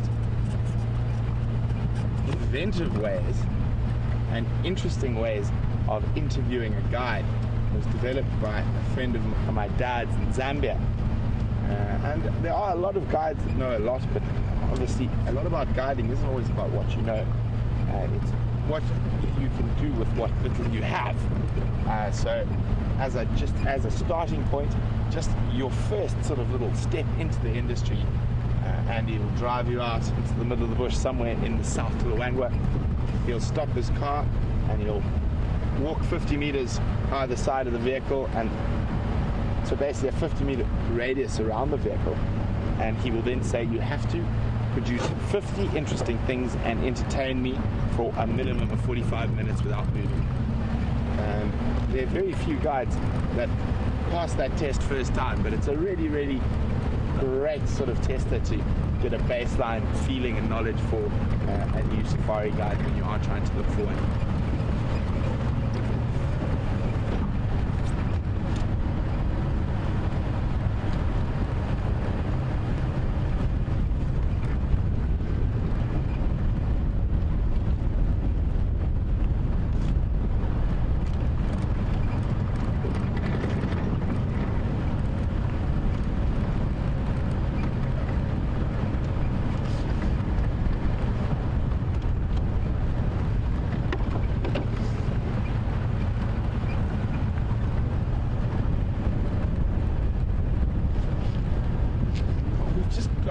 Incredible amount of elephants around at the moment, and one of our viewers, Georgie, who's having a wonderful trip in Namibia at the moment, has also seen quite a few elephants on her trip, and she said we've seen quite a lot of tuskless ones, and was wondering if we have a lot of tuskless elephants in the Sabi Sands.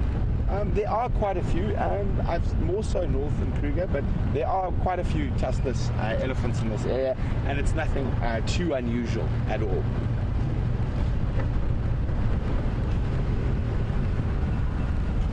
Very seldom you'll find a tuskless bull. Generally all the tuskless individuals are cows.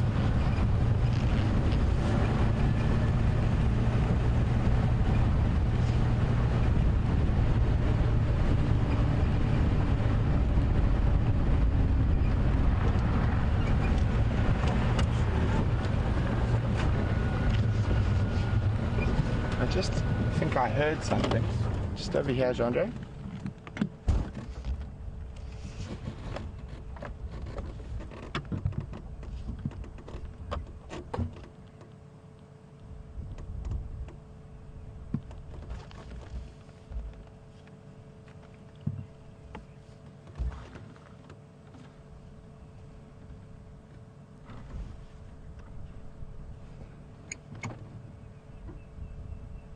So guys, I've got quite a big stick that seems to have been stuck under my my vehicle somewhere we were following those elephants. So it's going to take me a little while to get that stick out. So we're going to send you across to Jamie, see what she's been up to in Arathusa, so we can get this stick out. So we'll see you a little bit later. I'm going to disappear under the car now.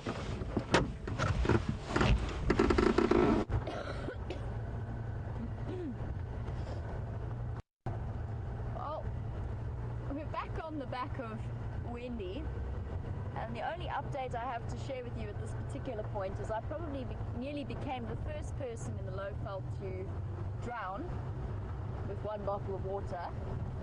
I took a sip and tried to talk to Brian at the same time, which apparently is inadvisable. I mean, as far as I know, most people manage to drink and then breathe and coordinate all of that and talk in sort of as mutually exclusive events. I attempted to do one and failed spectacularly, but after some frantic patting on the back from Brian, I'm back up and still alive, which I'm sure you were all hugely relieved to hear. I know I am. But if my voice sounds a little bit croaky, few minutes, it's because I'm still trying to eject half a litre of water from somewhere at the bottom of my lungs. But it's okay. Survived. Up and running. Brian's a lifesaver. And I'd take a sip of water to help, but I think I'm traumatized by the whole experience. Might be a while before I try that risky endeavor again. In terms of shadow, I'm pretty sure I found where she was this morning and where the other vehicles had that sighting. She's not there anymore. I've checked the drainage line there, but it does lead straight back to the point where I started the drive, which was in this incredible network burrow of drainage lines. And it's a beautiful area, but it is very, very thick.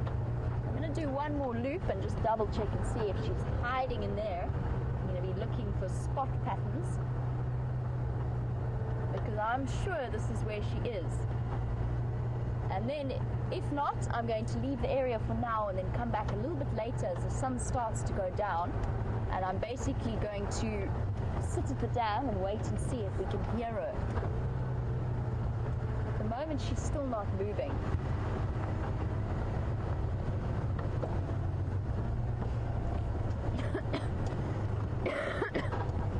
There's another couple of mils of water. Last time I saw her was in here, perfectly in here. This is not where she is at the moment, however. Beautiful drainage line, but as you can see, as the leaves start to come through, it gets trickier and trickier to spot something like a cryptically coloured leopard.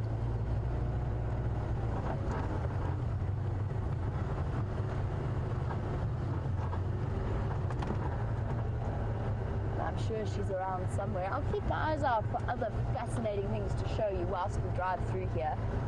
At least the scenery is beautiful, even if at the moment it hasn't been accompanied by a pretty leopard to look at as well.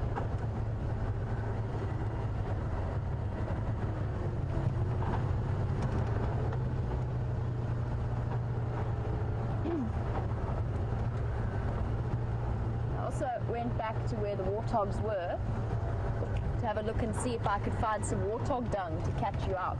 I didn't manage to succeed, but I will be keeping an eye out. I'm not sure if you've ever been tested on warthog dung before, but it's quite a tricky one, or it can be quite a tricky one sometimes.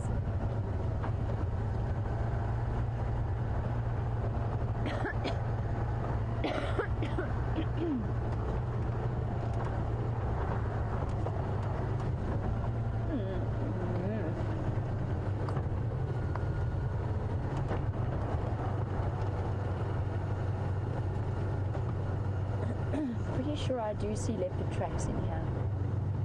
A bit tricky to see, but I'm going to take this sideways path that goes towards the power lines. Let's just triple check along in here. It's a shot in the dark. You never know. The thing is, the drainage line system either goes straight to the huts, right where the staff of Arathusa live, or it comes in this direction. Excuse me. That was a bit of plural lining.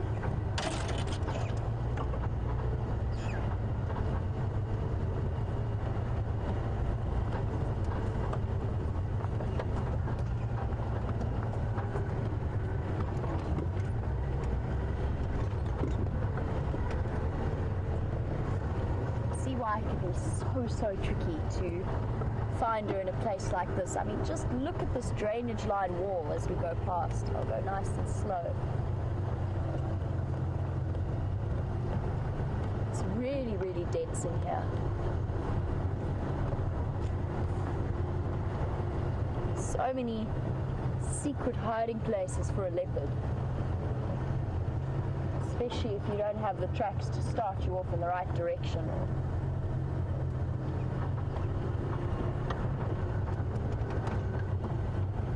Down into the sand.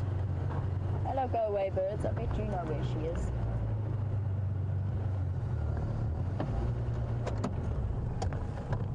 And these are the guys that we're going to need to rely on. I don't know what they're nibbling on. They're all feeding on some kind of fruit in there.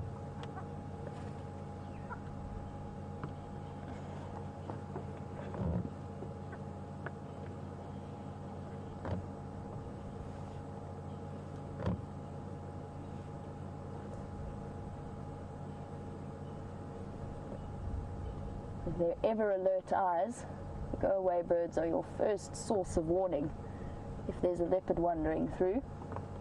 But even they might have missed her in this thick drainage line.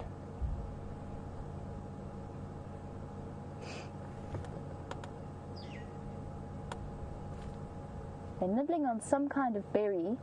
It's interesting because they're in a tambuti tree, which is, as we've spoken about before, highly, highly toxic to human beings. But obviously to lories, or to grey go-away birds, that is of no consequence to them. Quite happily pecking away at something.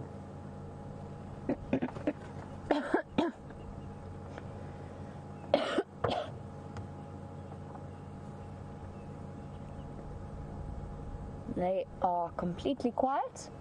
They haven't spotted anything in here.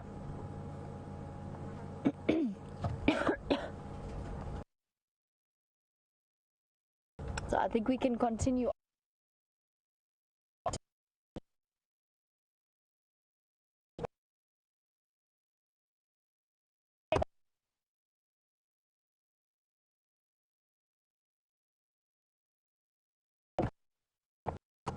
Mindy, don't play games. Ah, there we go.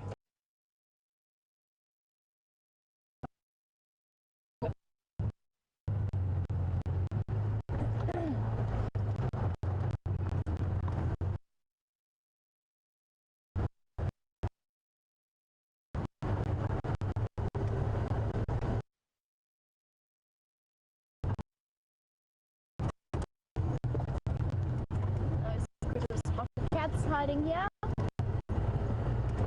Arethusa is very, very quiet. Haven't found much in the way of animals at all. Just some camera-shy giraffes and that wonderful warthog family. This is beautiful though. The scenery is really stunning. And it's a really nice evening. The wind started to pick up a little bit. And it's taken the edge off that heat. And this is the perfect time for Shadow to be out and about. Hopefully coming to have a drink. If she has a kill somewhere though, she might be resting up in the shade.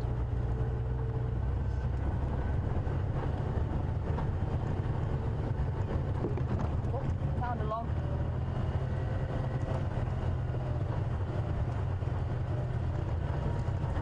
Interestingly enough, this is where we last saw, well, it's where I first saw Kutile for the very, very first time, mating with Tingana, or attempting to get him to mate with her.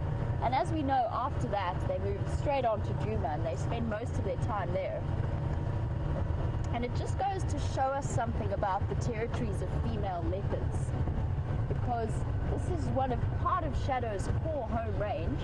She then moved on to Karula's core home range, and it goes to show how fluid, even though we like to think of them as set, defined areas, how fluid the boundaries of a leopard's territory can be.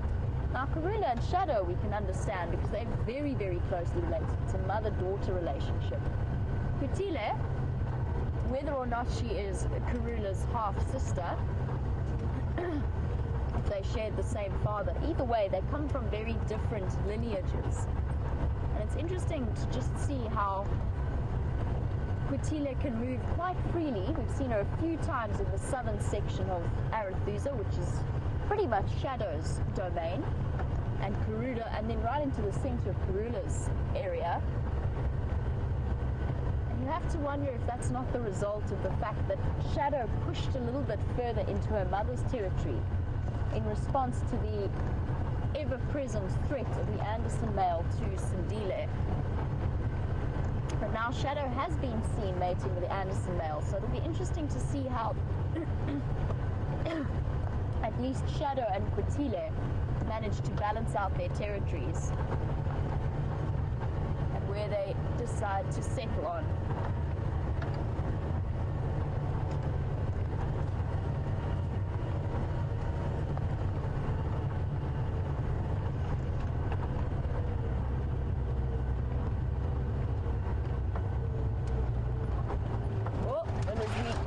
Around the side of this termite mound and carry on. I've mentioned to you that it is a beautiful evening, and I believe that Brent has a beautiful view to show you and take you on a visual journey across the Sabi Sands. But let's head across there. I'll see you later.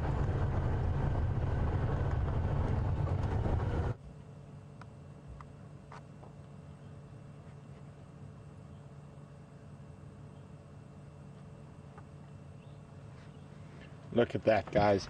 Isn't that stunning? Isn't it? The light coming through all the new shoots on the silver cluster leaves and the combretums. And miles of Africa in front of us. I won't use the original quote, which is a Hemingway quote, believe it or not. But miles and miles of something Africa stretch out before us.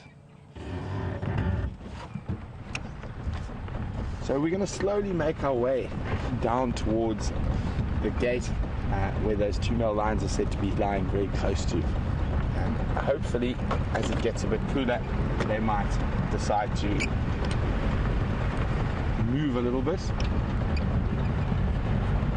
There's something incredibly simplistically beautiful about a long straight road through the bushveld. It gives me yearnings for great wild and unexplored areas, and a lot of the faraway places in Africa, concessions and unexplored, and not unexplored, but very little visited areas. The only access into these areas is just a single straight road that stops in the middle of nowhere, and that view always reminds me of that. Also in the Kruger, the sort of fire breaks and cut line roads straight, and they just keep going and going and going for miles and miles. There was a suicidal Aramont babbler that nearly flew into the front of the vehicle there.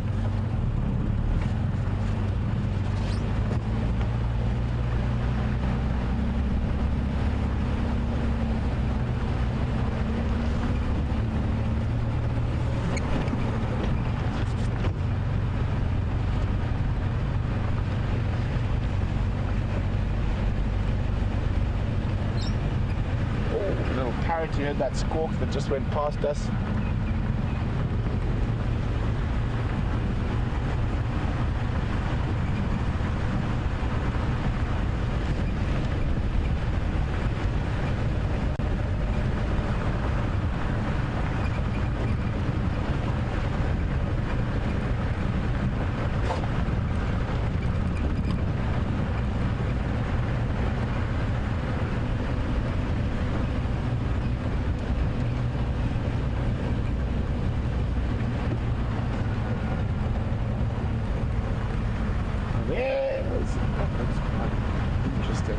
Have a look at that tree quickly.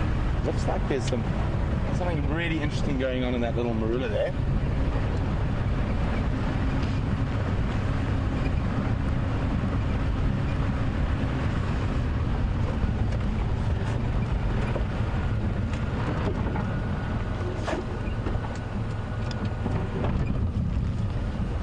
Always checking for tracks.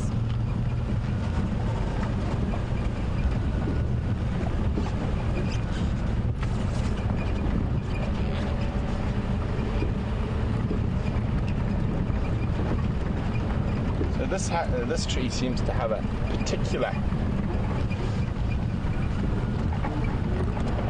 ailment that is troubling it. This little marula that's coming up ahead of us.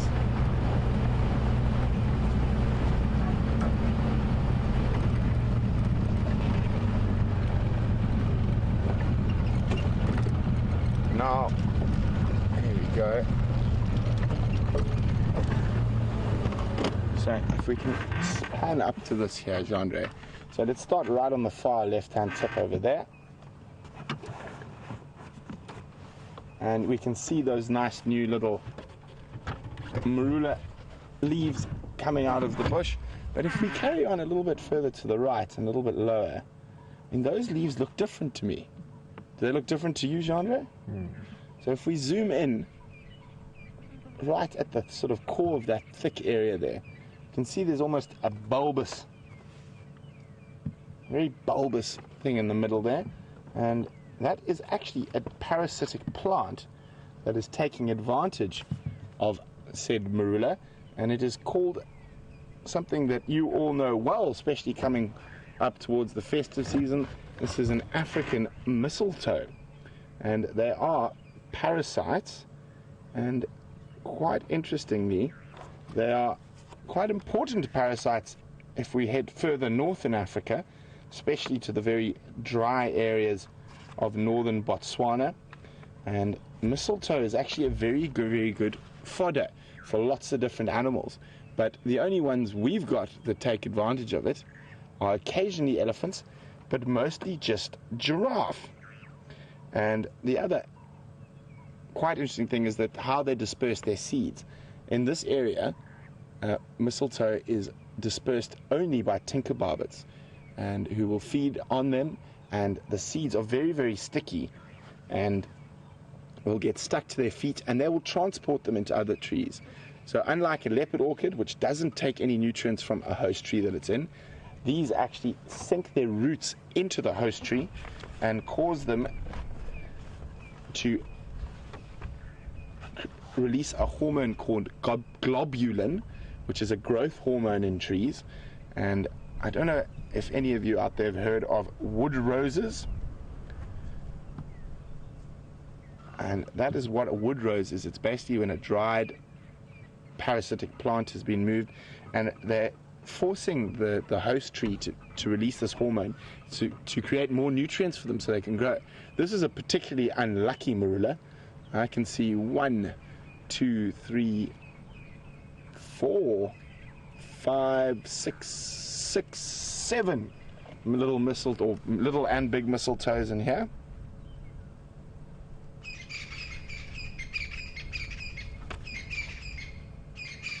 So it's also quite funny, as I said, about those very sticky seeds that are used as the tree's sort of propagation method. It's also used by human beings, specifically the river bushmen and the bushmen in Botswana, as well as Zulu and Xhosa tribes. Is what they do is they make a bird lime. For those who are not sure what bird lime, it can also be made out of fig trees. From the latex, which is really sticky, they sort of boil it up and get it into a far more concentrated format, and they'll pop it somewhere surrounded by sort of maize seeds or anything like that, so corn, and attract birds in, and the birds will land and walk in it and actually get stuck in it, and they can be plucked from that for eating. And also it's got a little bit of superstitions and stuff attached to it. In northern Botswana, it is used as a rain delayer or a rain stopper, amongst with some other plants mixed in together. But a really fascinating little parasite.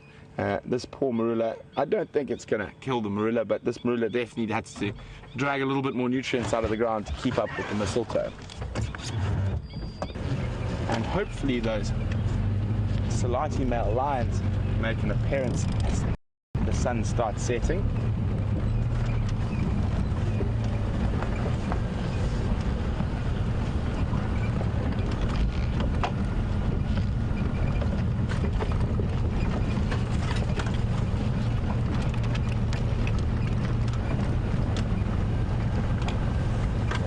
So while we head off in search of the largest carnivore in Africa, Jamie is with the smallest carnivore in Africa.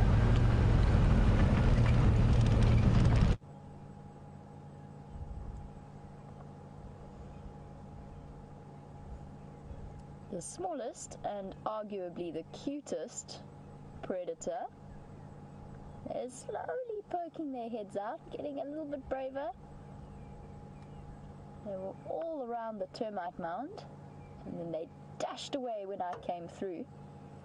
And I'm hoping they're going to be brave enough to poke their heads out. Hello, I see you. I see you there. Yes. Come on. They're also watching the sunset.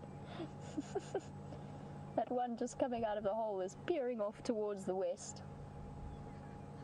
Hello guys, is it bedtime? It's okay. You can be brave.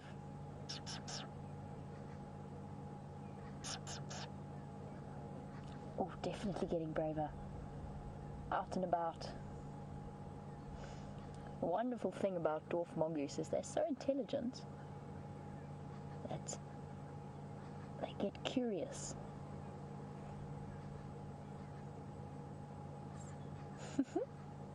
Ooh, stare down. No, back to looking at the sunset. Come on guys, you can come out. One last forage before bedtime. Oh, I see another one peeking out just to the right there. I don't know if... Oh, he's ducked away again. Poked his head out. He was just behind that little mound on the right of your screen. Come on, you can be brave.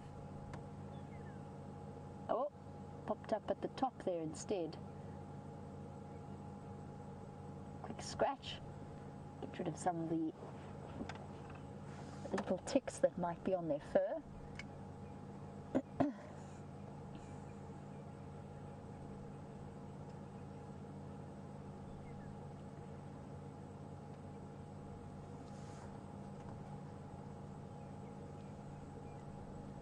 I'm hoping one of them might be getting sleepy enough to give us a nice big yawn to show off the needle-like teeth that the dwarf mongoose possess. And we said they're the smallest carnivore. They're definitely the smallest predator that we get out here on the Sabi Sands. And Lindsay, you were wondering what exactly it is that they eat. And the answer is mainly bugs. They can hunt little snakes as well, and amphibians and frogs. Ooh, there's a little head there on the right of that mound poking out. Back in again. They'll eat pretty much anything that they're big enough to tackle. Come on, be brave. Ah, this little one is still the bravest. So they'll rush around catching insects, and we saw them the other day rustling around in the leaves, and they pick up things like Christmas beetles and bugs, things that they can find. But as I said, they can tackle snakes as well. And they're incredibly brave little creatures. So if something like a big snake that could be a threat to them arrives, then they'll band together and mob them and chase them away.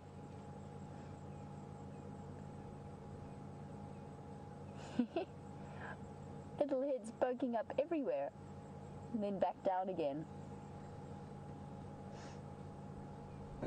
Now this is what they will do, is they'll have an extensive network of tunnels in there, which is why they keep popping up like wherever you least expect them. But they'll also have another burrow system just a few meters away that they'll be able to dash between while they forage. And then they'll spend the night all grouped together and keeping each other warm in those holes. Incredibly tightly bonded. And interestingly enough, we saw those wild dogs earlier, and these guys probably come the closest to having a similar social structure, at least in that only the alpha male and the alpha female gets to breed, and every now and again a beta female will have a chance as well.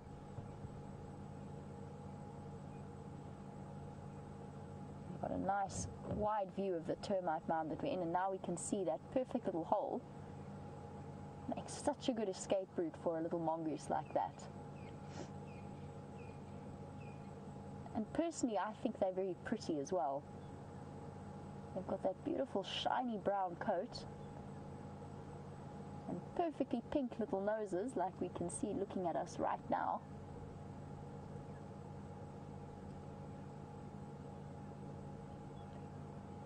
And it's hard to imagine that this thing is capable of taking on some of the insects it does. And they will quite happily grab hold of a venomous scorpion and tackle it, dodging the sting and then biting it off and managing to kill it and consume it. with speed and agility. Or are we thinking about joining the others? Oh, no, gonna lie down. Enjoying the last bits of warmth of the afternoon sun. Stretched out there perfectly.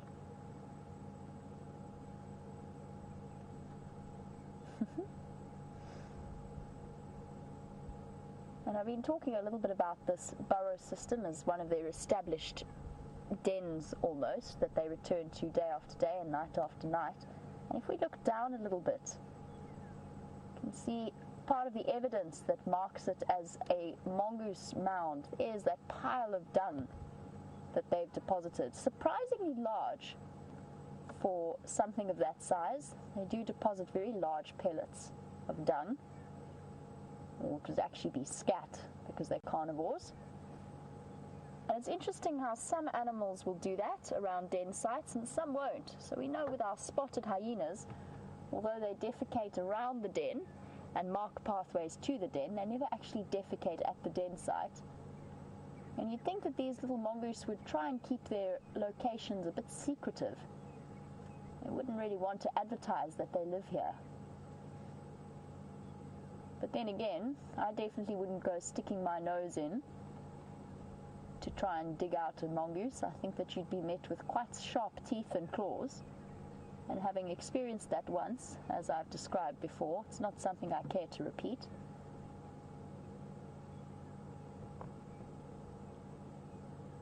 You can see even sitting in a den site like this with an immediate bolt hole right behind them, they're still completely on alert. Those little heads are always turning and looking.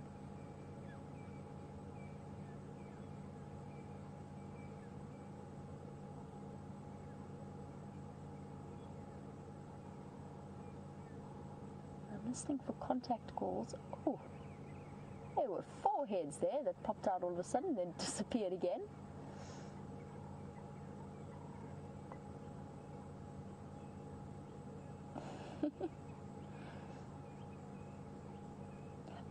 Brian, I'm not sure if, no, if let's have a look. There's one on the side, just as that mound curves down to the right. If we go there, if we zoom in a little bit towards the center of your screen there, every now and again a nose pops out of the side. Yes, that's exactly right. It was just there. There's a mongoose that, there we go. It's playing peekaboo with us. And gone. We're gonna look back. No, somehow managed to figure out that we were onto him.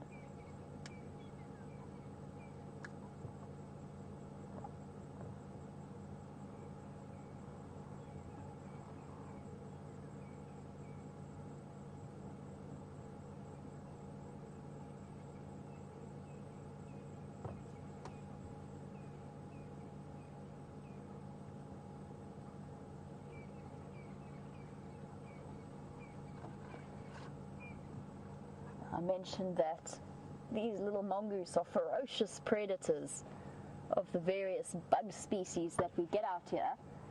And we have some wonderful news that one of our viewers, Grace, is coming all the way from Dallas to visit the Kruger Park soon. And she wanted to know if there's any bugs she should watch out for. Foraging hornbills as well as foraging mongoose. Another ferocious predator of these bug species we've been chatting about. Oh! Slight conflict there. And the little mongoose demonstrating that perfect, he's dropped down again. I was going to say the perfect upright stance. And Grace, I'm going to get back to your question in one moment, just because we have the hornbills there. You very often see them foraging along with the mongoose. They provide an extra set of eyes, and then they will pick up any of the scraps that the mongoose leave behind. Right, well, in terms of bugs Grace needs to watch out for the most part, it's never a problem. And if you're coming in the next few weeks before the rains, the proper big rains come, not the little rains that we have had, then you aren't going to see that many. There's a couple of spiders. We get widow spiders or recluse spiders. And the black and the brown widow are fairly dangerous, but they're hardly very unaggressive, unobtrusive spiders. They don't bite easily or readily at all. In terms of spiders, you've got very little to worry about. There's very few that are going to jump out and bite you.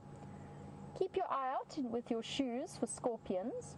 Just before you put your shoes on in the morning, give them a little bit of a check for anything like a scorpion that's decided to make a home there. And if you're not sure, essentially, if a bug is displaying nice bright colors, it's got a streak of red or bright orange dots or anything like that, then just ask one of your guides or ask somebody at the camp whether or not it's safe. Otherwise, I can't say I've ever had any serious encounters with bugs that you need to worry about. And Grace, I wish you all of the best for your holiday. I hope that you have an amazing time. Kruger is one of my favorite places in the whole wide world, and a place that I've explored many times as a child. And there's so many wonderful places to go. I hope you've got plenty of time and a nice clear SD card on your camera to take lots of pictures. And let us know what you see there. We'd love to hear from you. I'm sure you'll have some amazing experiences to tell us all about when you are back and watching Safari Live once again. And maybe you'll even have some more things that you can teach us about that wonderful area that is the Kruger Park. And for viewers that don't know, the Kruger Park is a sort of national park. It's a very, very big national park. It's about 2 million hectares. But the area that we are now, the Sabi Sands, it's a collection of private reserves that's completely open. So there's no fences between us and the Kruger National Park. So all of the animals that we see here could have come from Kruger or can move into Kruger if and when they want to. And that essentially, along with the greater Kruger area and all of the private reserves and concessions along the edge, brings that total wild area up to 3 million hectares. So Grace, just think of it. You are traveling in an open wild area that's bigger than quite a few countries in the world. It's an incredible thought. It's mind-boggling. And I'm going to take one last look at our mongoose as we say goodnight to them for the evening. They're going to... Oh. They have, as I said that, disappeared. They've all gone to bed. Well, we wish you all the best, mongoose. Have a nice, safe evening. We're going to carry on our journey. I've done a nice big loop, and I want to go back to the area that Shadow was last seen in, especially now that it's... Franklin, I'm talking. Especially now that it's got a little bit cooler. It's the perfect time to, if she might come out and drink or if she starts to call. Let's head back around in that direction. Good night, mongoose.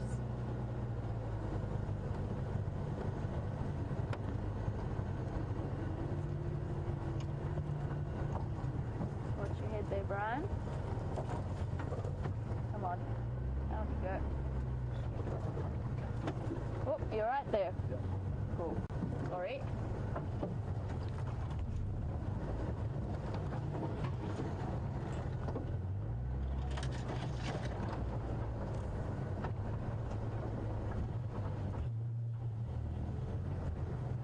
That wasn't a very nice way for me to repay Brian for saving me from drowning.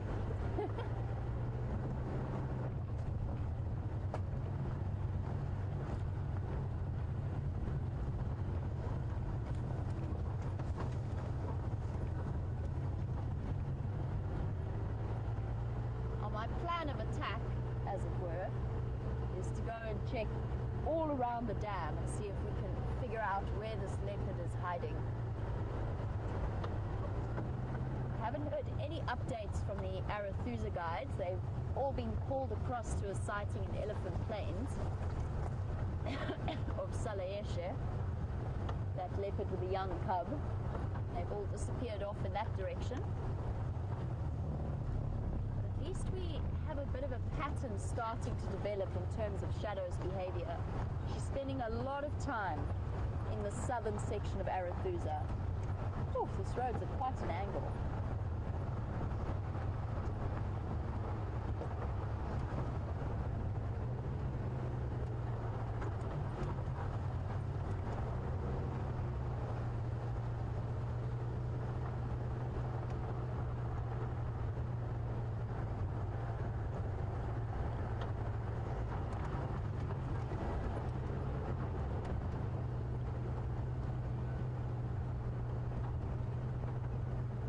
Grace, when you do return from your holiday, you must also let us know which of the Kruger National Park areas were your favorites.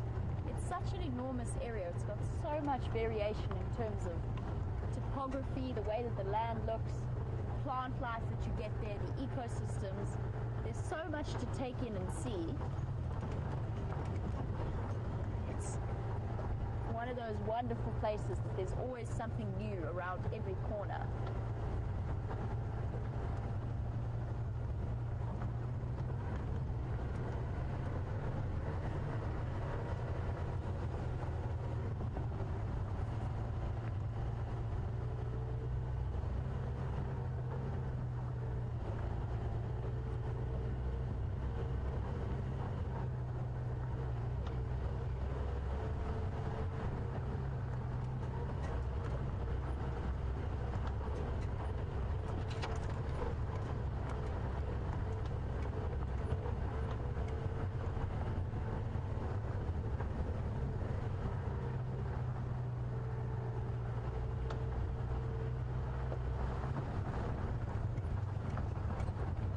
I'm going to brave a sip of water as well.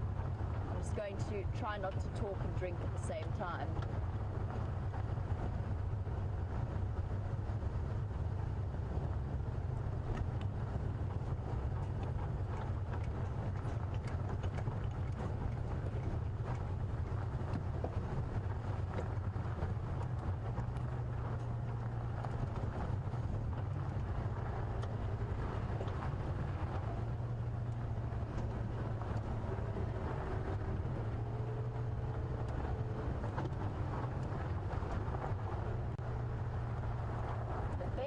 About spring coming, and it is very much, I suppose actually spring's gone now, summer's here, but with it come the most magical smells of flowers starting to come through, and you smell it very, very clearly in the evening.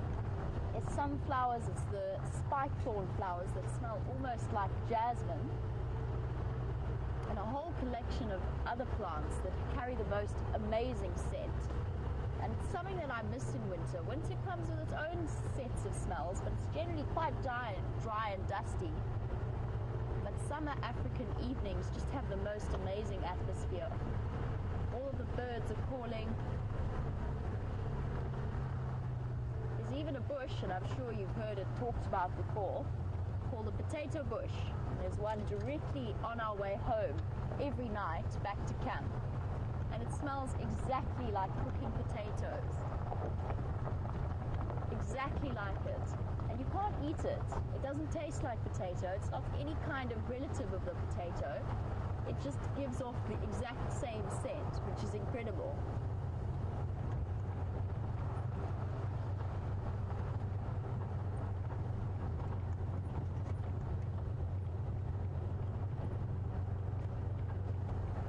Nothing better when you know that you're on your way back for dinner and you get the scent of cooking potatoes just to get the appetite going.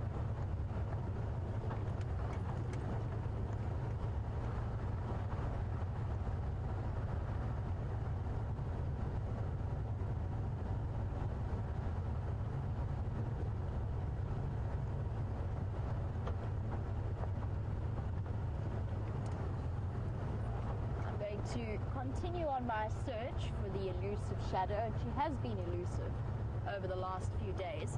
Let's see if she comes down to the dam, or if she pops out, or even if she starts to call in the general area where she was last seen. And whilst we do that, and I apologize to Brian for planting him in a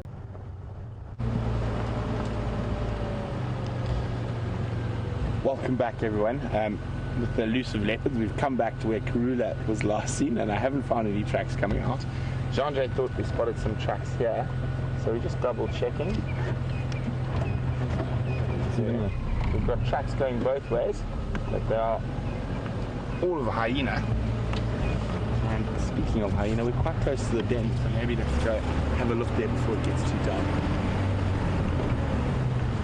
I do think we're going to have more success at the hyena den in the summer months in the mornings, but we're close by, and it's also keeping us in the area. If those two Salati male lions possibly come across, we'll also be quite close to that area, so I'll be keeping my ear out if they can't cross across from Buffalo's Hook.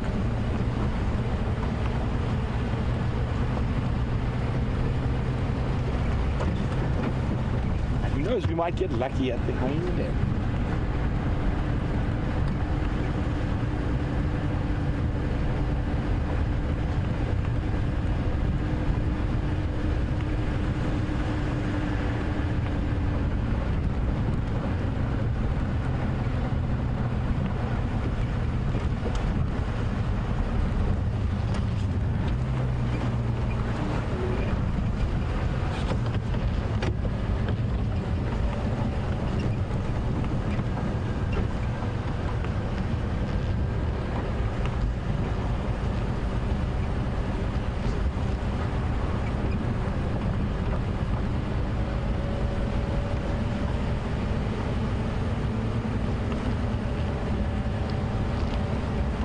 Amazing how the bush transforms so quickly.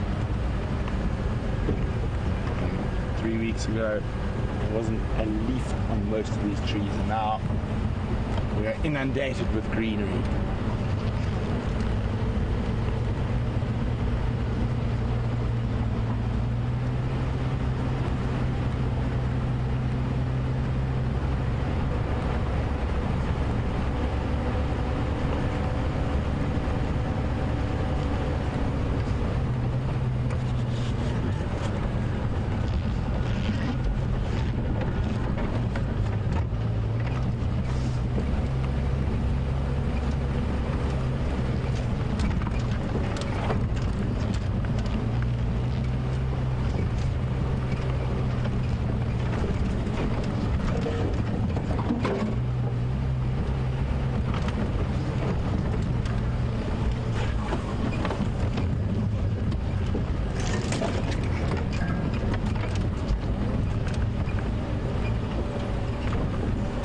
Can't see anything yet.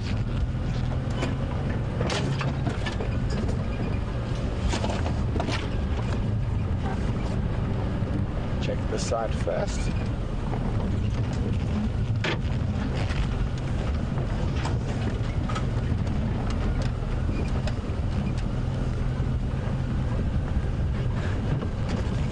Hello. Oh, a stretching hyena.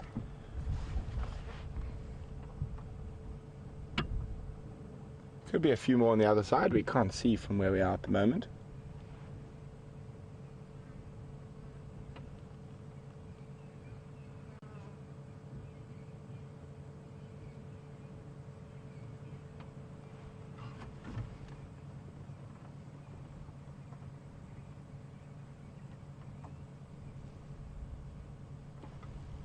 And if we have a look to the mouth of the den that's being used at the moment. Oh, there's another one behind, Chandra. Did you see it? There. If you go directly behind this one, there's an ear flicking there. I think it's another hyena there. Boom, there we go. Oh, head down. So 2, possibly 3 off to the left there.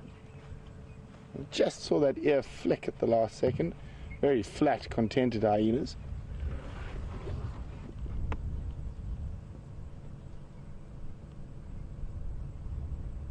Oh, there's another head. No, same head. Leg and a head. So it's 2 adults.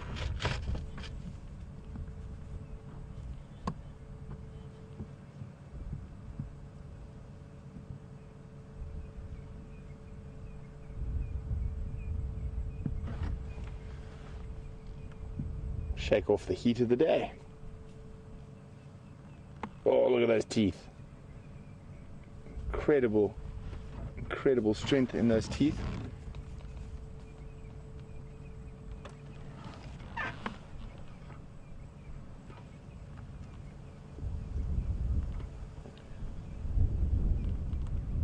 Hello, big girl.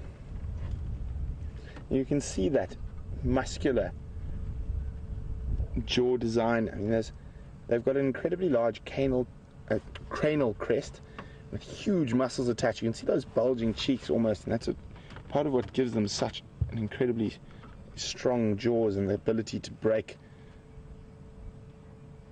open bones.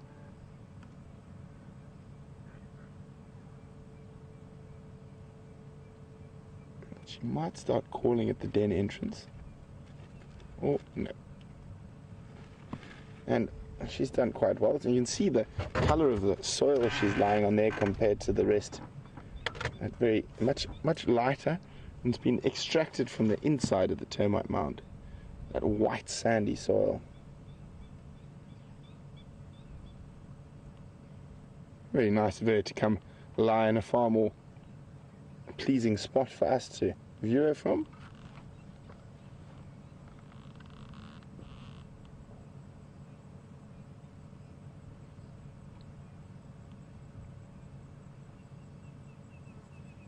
Oh, woof. It's been a hot day. Still quite hot for the hyenas, so they're going to be resting for a little bit. I was hoping we might get some sights of the cub at this time of the day, maybe mom feeding just before she heads out.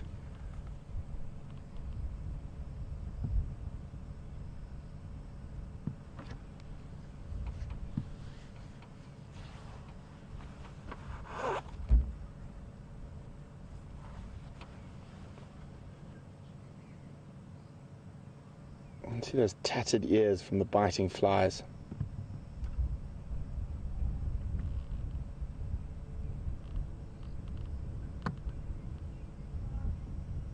And since I've been here, the hyenas have used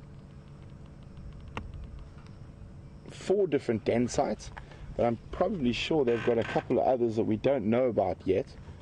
And they constantly move dens to mostly to avoid fleas. When the fleas get too bad at the den is when they'll move the den to another site. There are other reasons they might move a den, especially if lions tend to be around a certain den a lot. They might move the den, specifically male lions.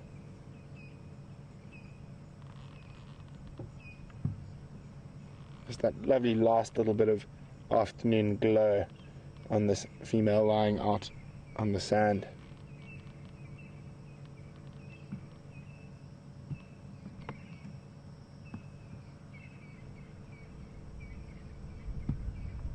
I think that hyena at the back there's got your number, Jean-Jay. Every time you put the camera on her, she pops her head flat again. See how those ears still working, moving round and round and round. Oh, hello. Look who popped out of the hole. We love it when a plan comes together. We were hoping come out just before it got dark. It is getting dark quite quickly, so we probably only got about another 5 or 10 minutes at the den before I don't feel comfortable being here, and we'll leave the hyenas to be hyenas without being interfered with.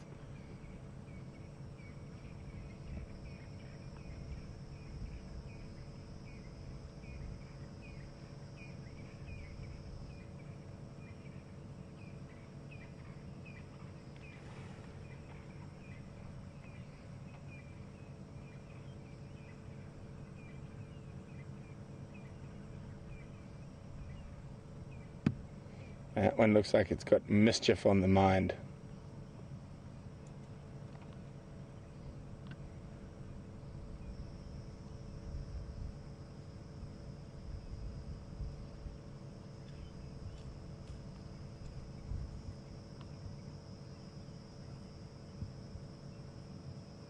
And there's Mom. Oh no, maybe not.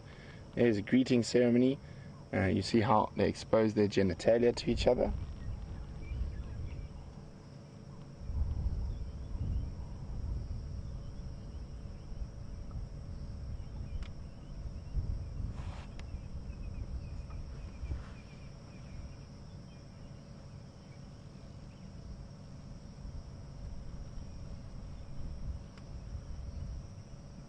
Now the end of this little ceremony will give us a good idea in terms of who is the higher ranking of the two individuals, or whether they're very similar ranking. I would say, just judging on that, very similar ranking. If the youngster had been lower ranking, it would have sort of done a little bit of sort of tittering almost and submissive behavior. I didn't see any of that. Oh, look at those teeth.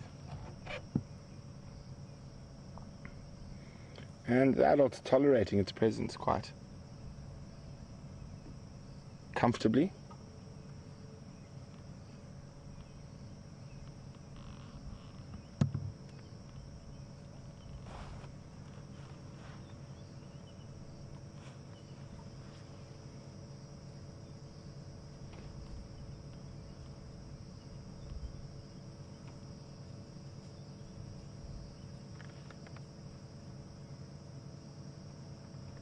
Often a little bit of a wonder.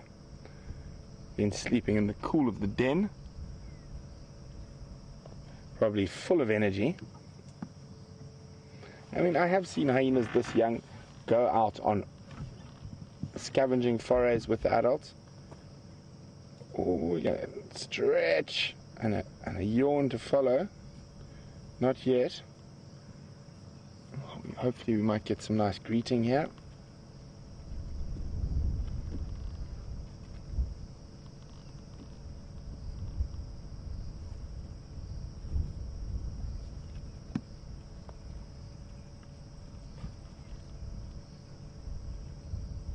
Itchy bottom.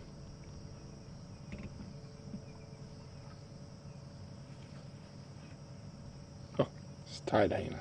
It's tired hyena.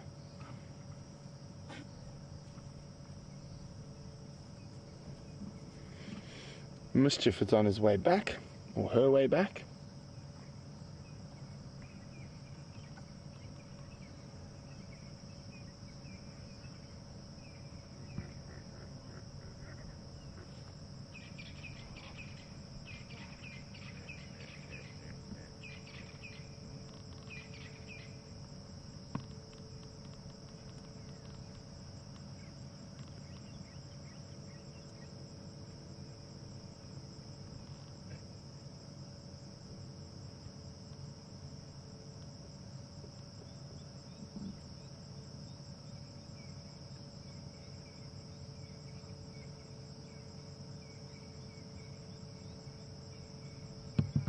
What are you up to, Trouble?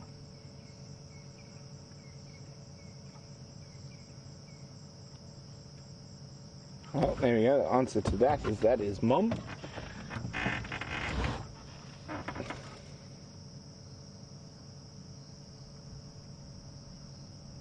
Hyena cubs are very dependent on mother's milk, far more so than other carnivores, and they will suckle and up to about a year. They're only weaned at about a year, whereas the other predators' cubs are weaned far before that.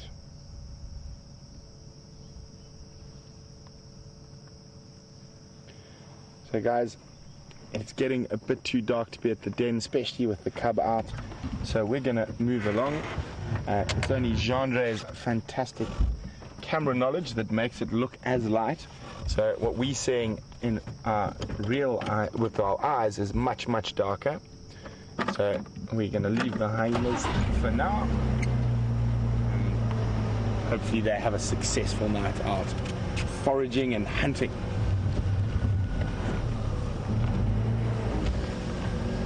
While we move out of the hyena den, we're going to cross back across to Jamie.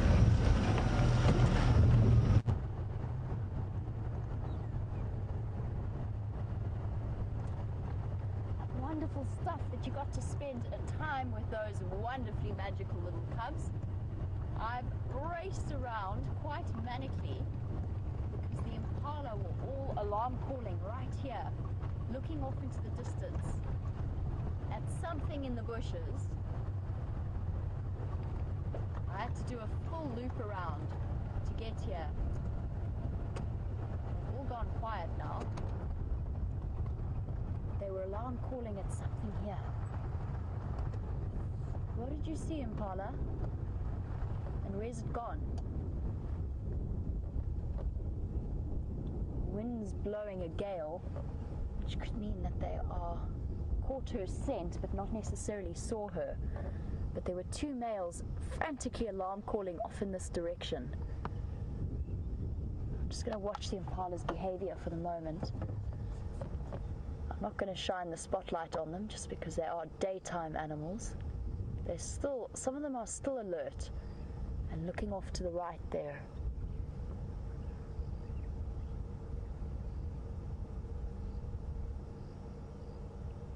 I wonder, this is exactly the area where she was in.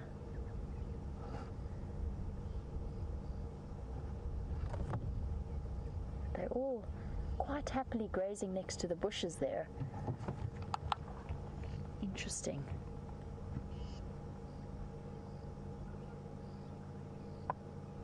Beautiful sky.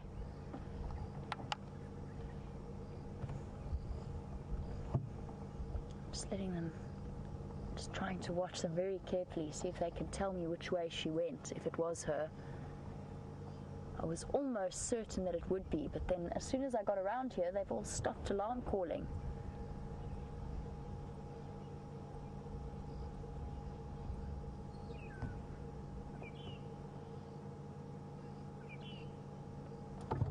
Some of them are staring off ahead of us. I'm going to try shift forward to see what they've picked up on. Sorry, Impala, what are you seeing?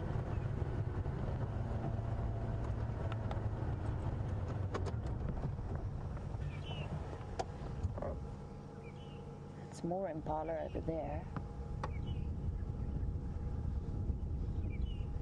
There are lots of heads turned in that direction.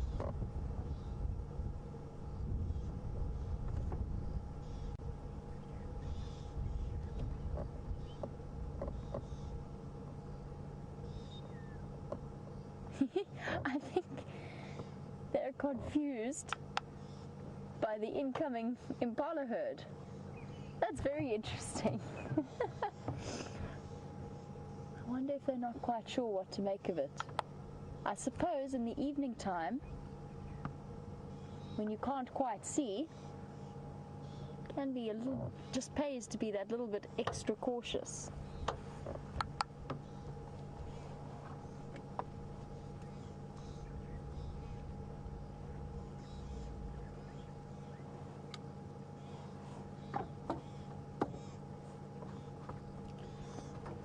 Okay, well, whatever was here is no longer here, given that they are not, that they are much more relaxed than they were. Just trying to disentangle myself from 3 different cables. There we go. Okay, now if it was her, and there's a good chance that it was, let's loop around and see if we can get back to over there. The reason I couldn't go straight from that side to this side is that during the airstrip construction, there's quite a large pit in the way that was pretty much non-negotiable. I will drive through many things, but a 3-foot dip in the form of a trench would probably not be my most sensible approach. Alright, Impala, well, good luck in the evening. Let's go see if we can find out where that leopard is. In the last few minutes, maybe we'll get lucky. She loves this area, she loves that flock. Let's go see what we can find.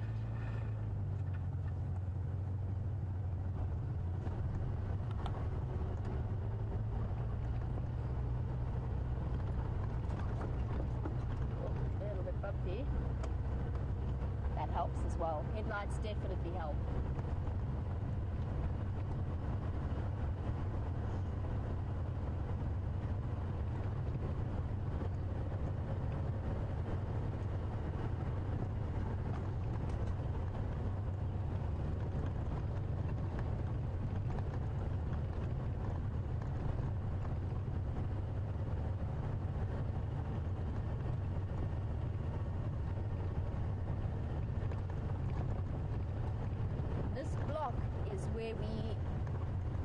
Scott and myself tracked her a couple of weeks ago, where she had that impala kill.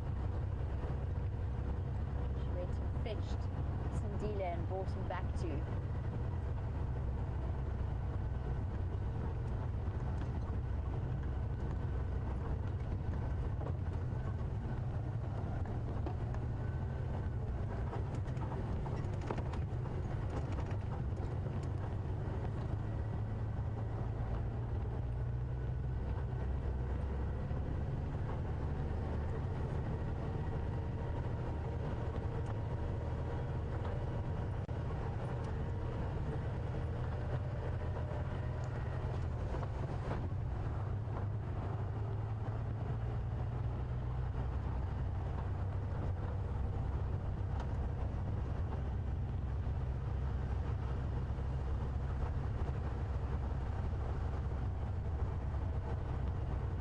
Shadow, got a few minutes left. We need you to make an appearance.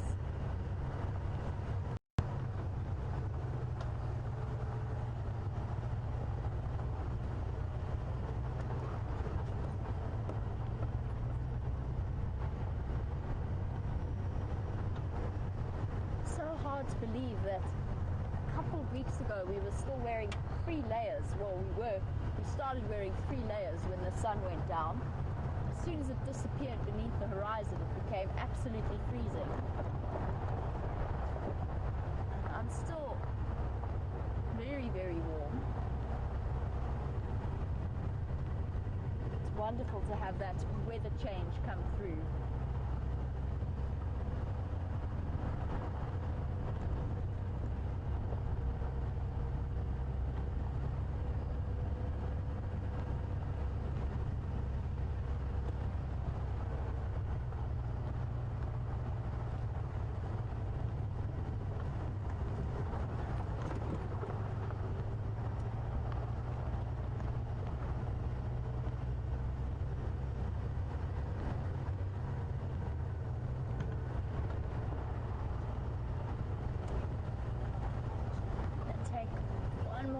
Back to where I saw those impala alarm calling, really keeping my fingers crossed that she's going to pop out for the last few moments of our sunset safari.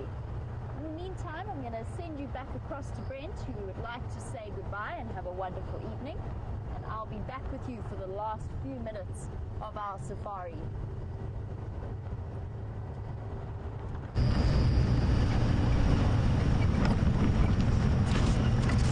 Welcome back, everyone, as we continue to check in the darkness.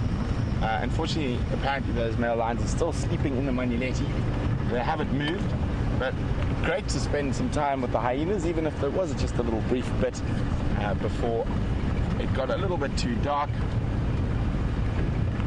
And we just decided to come have a look on quarantine for a white-tailed mongoose, or there's a sort of a little competition amongst all the presenters. There are quite a few Scops owls that call on quarantine, and it's going to be who's going to be the first person to be able to show one on camera. And I know Jamie came very close, and about 5 minutes after she went off air, the Scops appeared. So we're going to try one up her there.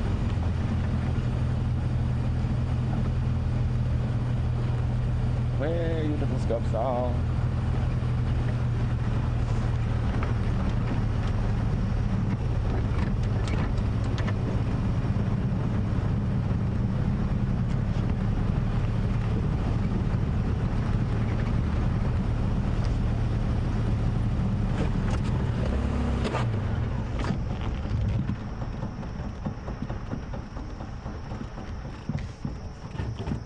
And as that happened, I've just got a message in my ear about what I'm guessing is Karula in Buffelshoek. So she must have crossed out of that block where we were following her. I'm just waiting to hear now. But from where it is, it sounds like it's probably going to be Karula. And she's gone into the Manuleti. And so, well, at least we can stop circling that block. I've been circling for days trying to find her. Hopefully we do. Our leopard luck does change shortly, and they don't keep walking in and out and decide to spend some time with us here at Djuma. But otherwise, it's been a very interesting Saturday. Amazing to start early. with those wild dogs this morning, and obviously my favorite animal in the world. So I've been on a high the whole day because of that. And it's so amazing to have so many elephants around, and I really hope they don't go anywhere. I know that's very wishful thinking. They normally will move through, but at the moment they seem to be at least 4 or 5 herds utilizing Djuma almost every day. And I am hoping those 2 male cheetahs are probably about 3 kilometers from our northern boundary. I am hoping they come south in the morning, so fingers crossed there. And we will be out in search of anything we can find tomorrow, and we will continue on with the wildflowers. So I hope you guys have been keeping a list. I have got that anthericum still, but I can't seem to find it in the 2 books I have. They don't have anthericums. Wildflowers are quite a funny thing when it comes to books, so I have got a 3rd book at home that I'm going to have to check this evening. And well, from Jandre and myself on the jigger, it's been incredible out there. Even though it started with that hot, humid, the temperature is now near perfect, and we've had a splendid time with you on the back of our vehicle. I hope you've enjoyed your time with us, had some fun, learned a little. I've always learned every game drive. That's the most wonderful thing about it. You never stop learning out here in the bush. So hopefully tomorrow morning, as I said, our luck will change. But for now, I will definitely be keeping my ears open this evening. And who knows, maybe those Birminghams might have finished off that buffalo carcass, or those, even more interesting, those Salati males might come down, and hopefully we can have a show-off of male lions on Djuma tomorrow morning. And for all the French speakers, I know my pronunciations are probably horrific. Bonne nuit, and to everyone else, good night, and have a fantastic rest of your weekend.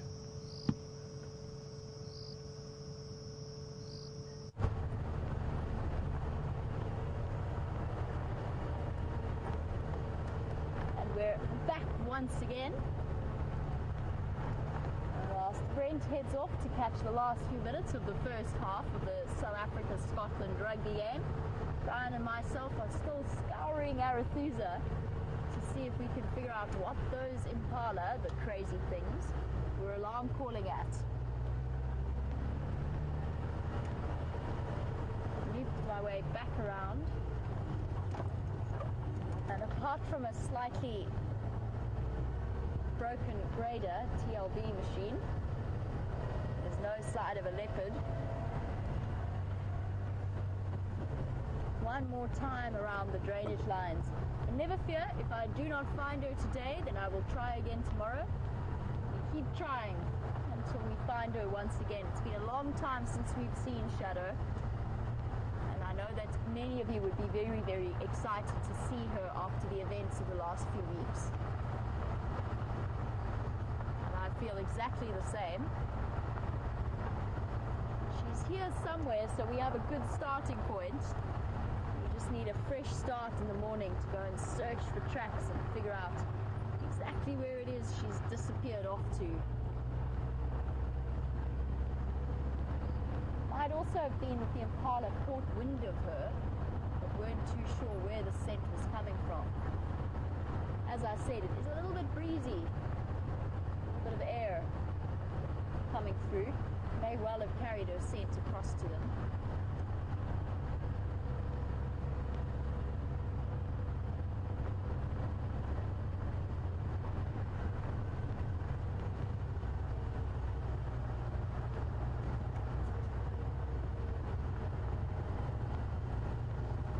Well, the lucky thing that I have in my favor is lots of loyal viewers who watch the Arethusa and the Djuma Dam cameras at night when our drives are over. So I have a big request to all of you to please keep your eyes peeled tonight for our wonderful Shadow, and let me know tomorrow morning if she comes through to drink. And if so, maybe even see if you can see which direction she heads off in. It will definitely have a head start on finding her tomorrow. At the moment she is hiding away from me, disappearing off.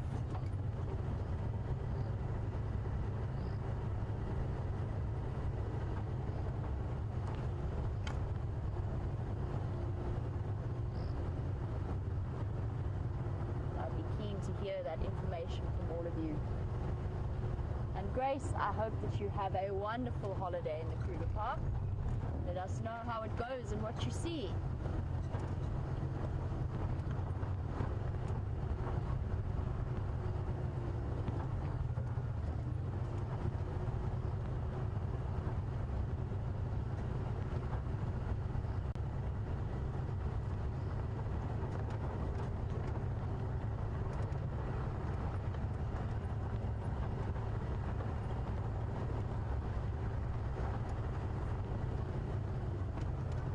Go around the next corner and then I'm going to stop for the last few moments of our sunset safari. See if we can hear shadow calling in the night or any kind of sounds that might give her away. It is the most spectacular evening. I really, really love these summer evenings. Such a sense of promise and expectation. I'm going to switch off and just listen to the sounds of the bush for our last few moments of drive. But a big thank you to all of you, as well as Justin, Kirsten, FC, and Alex for all of his technical work. And welcome back, Brian, and thank you. It's great to have you and the thumb back on board with us once again. Have a wonderful day wherever you are in the world, and we will catch you tomorrow for the sunrise safari. Have a wonderful day, ladies and gentlemen.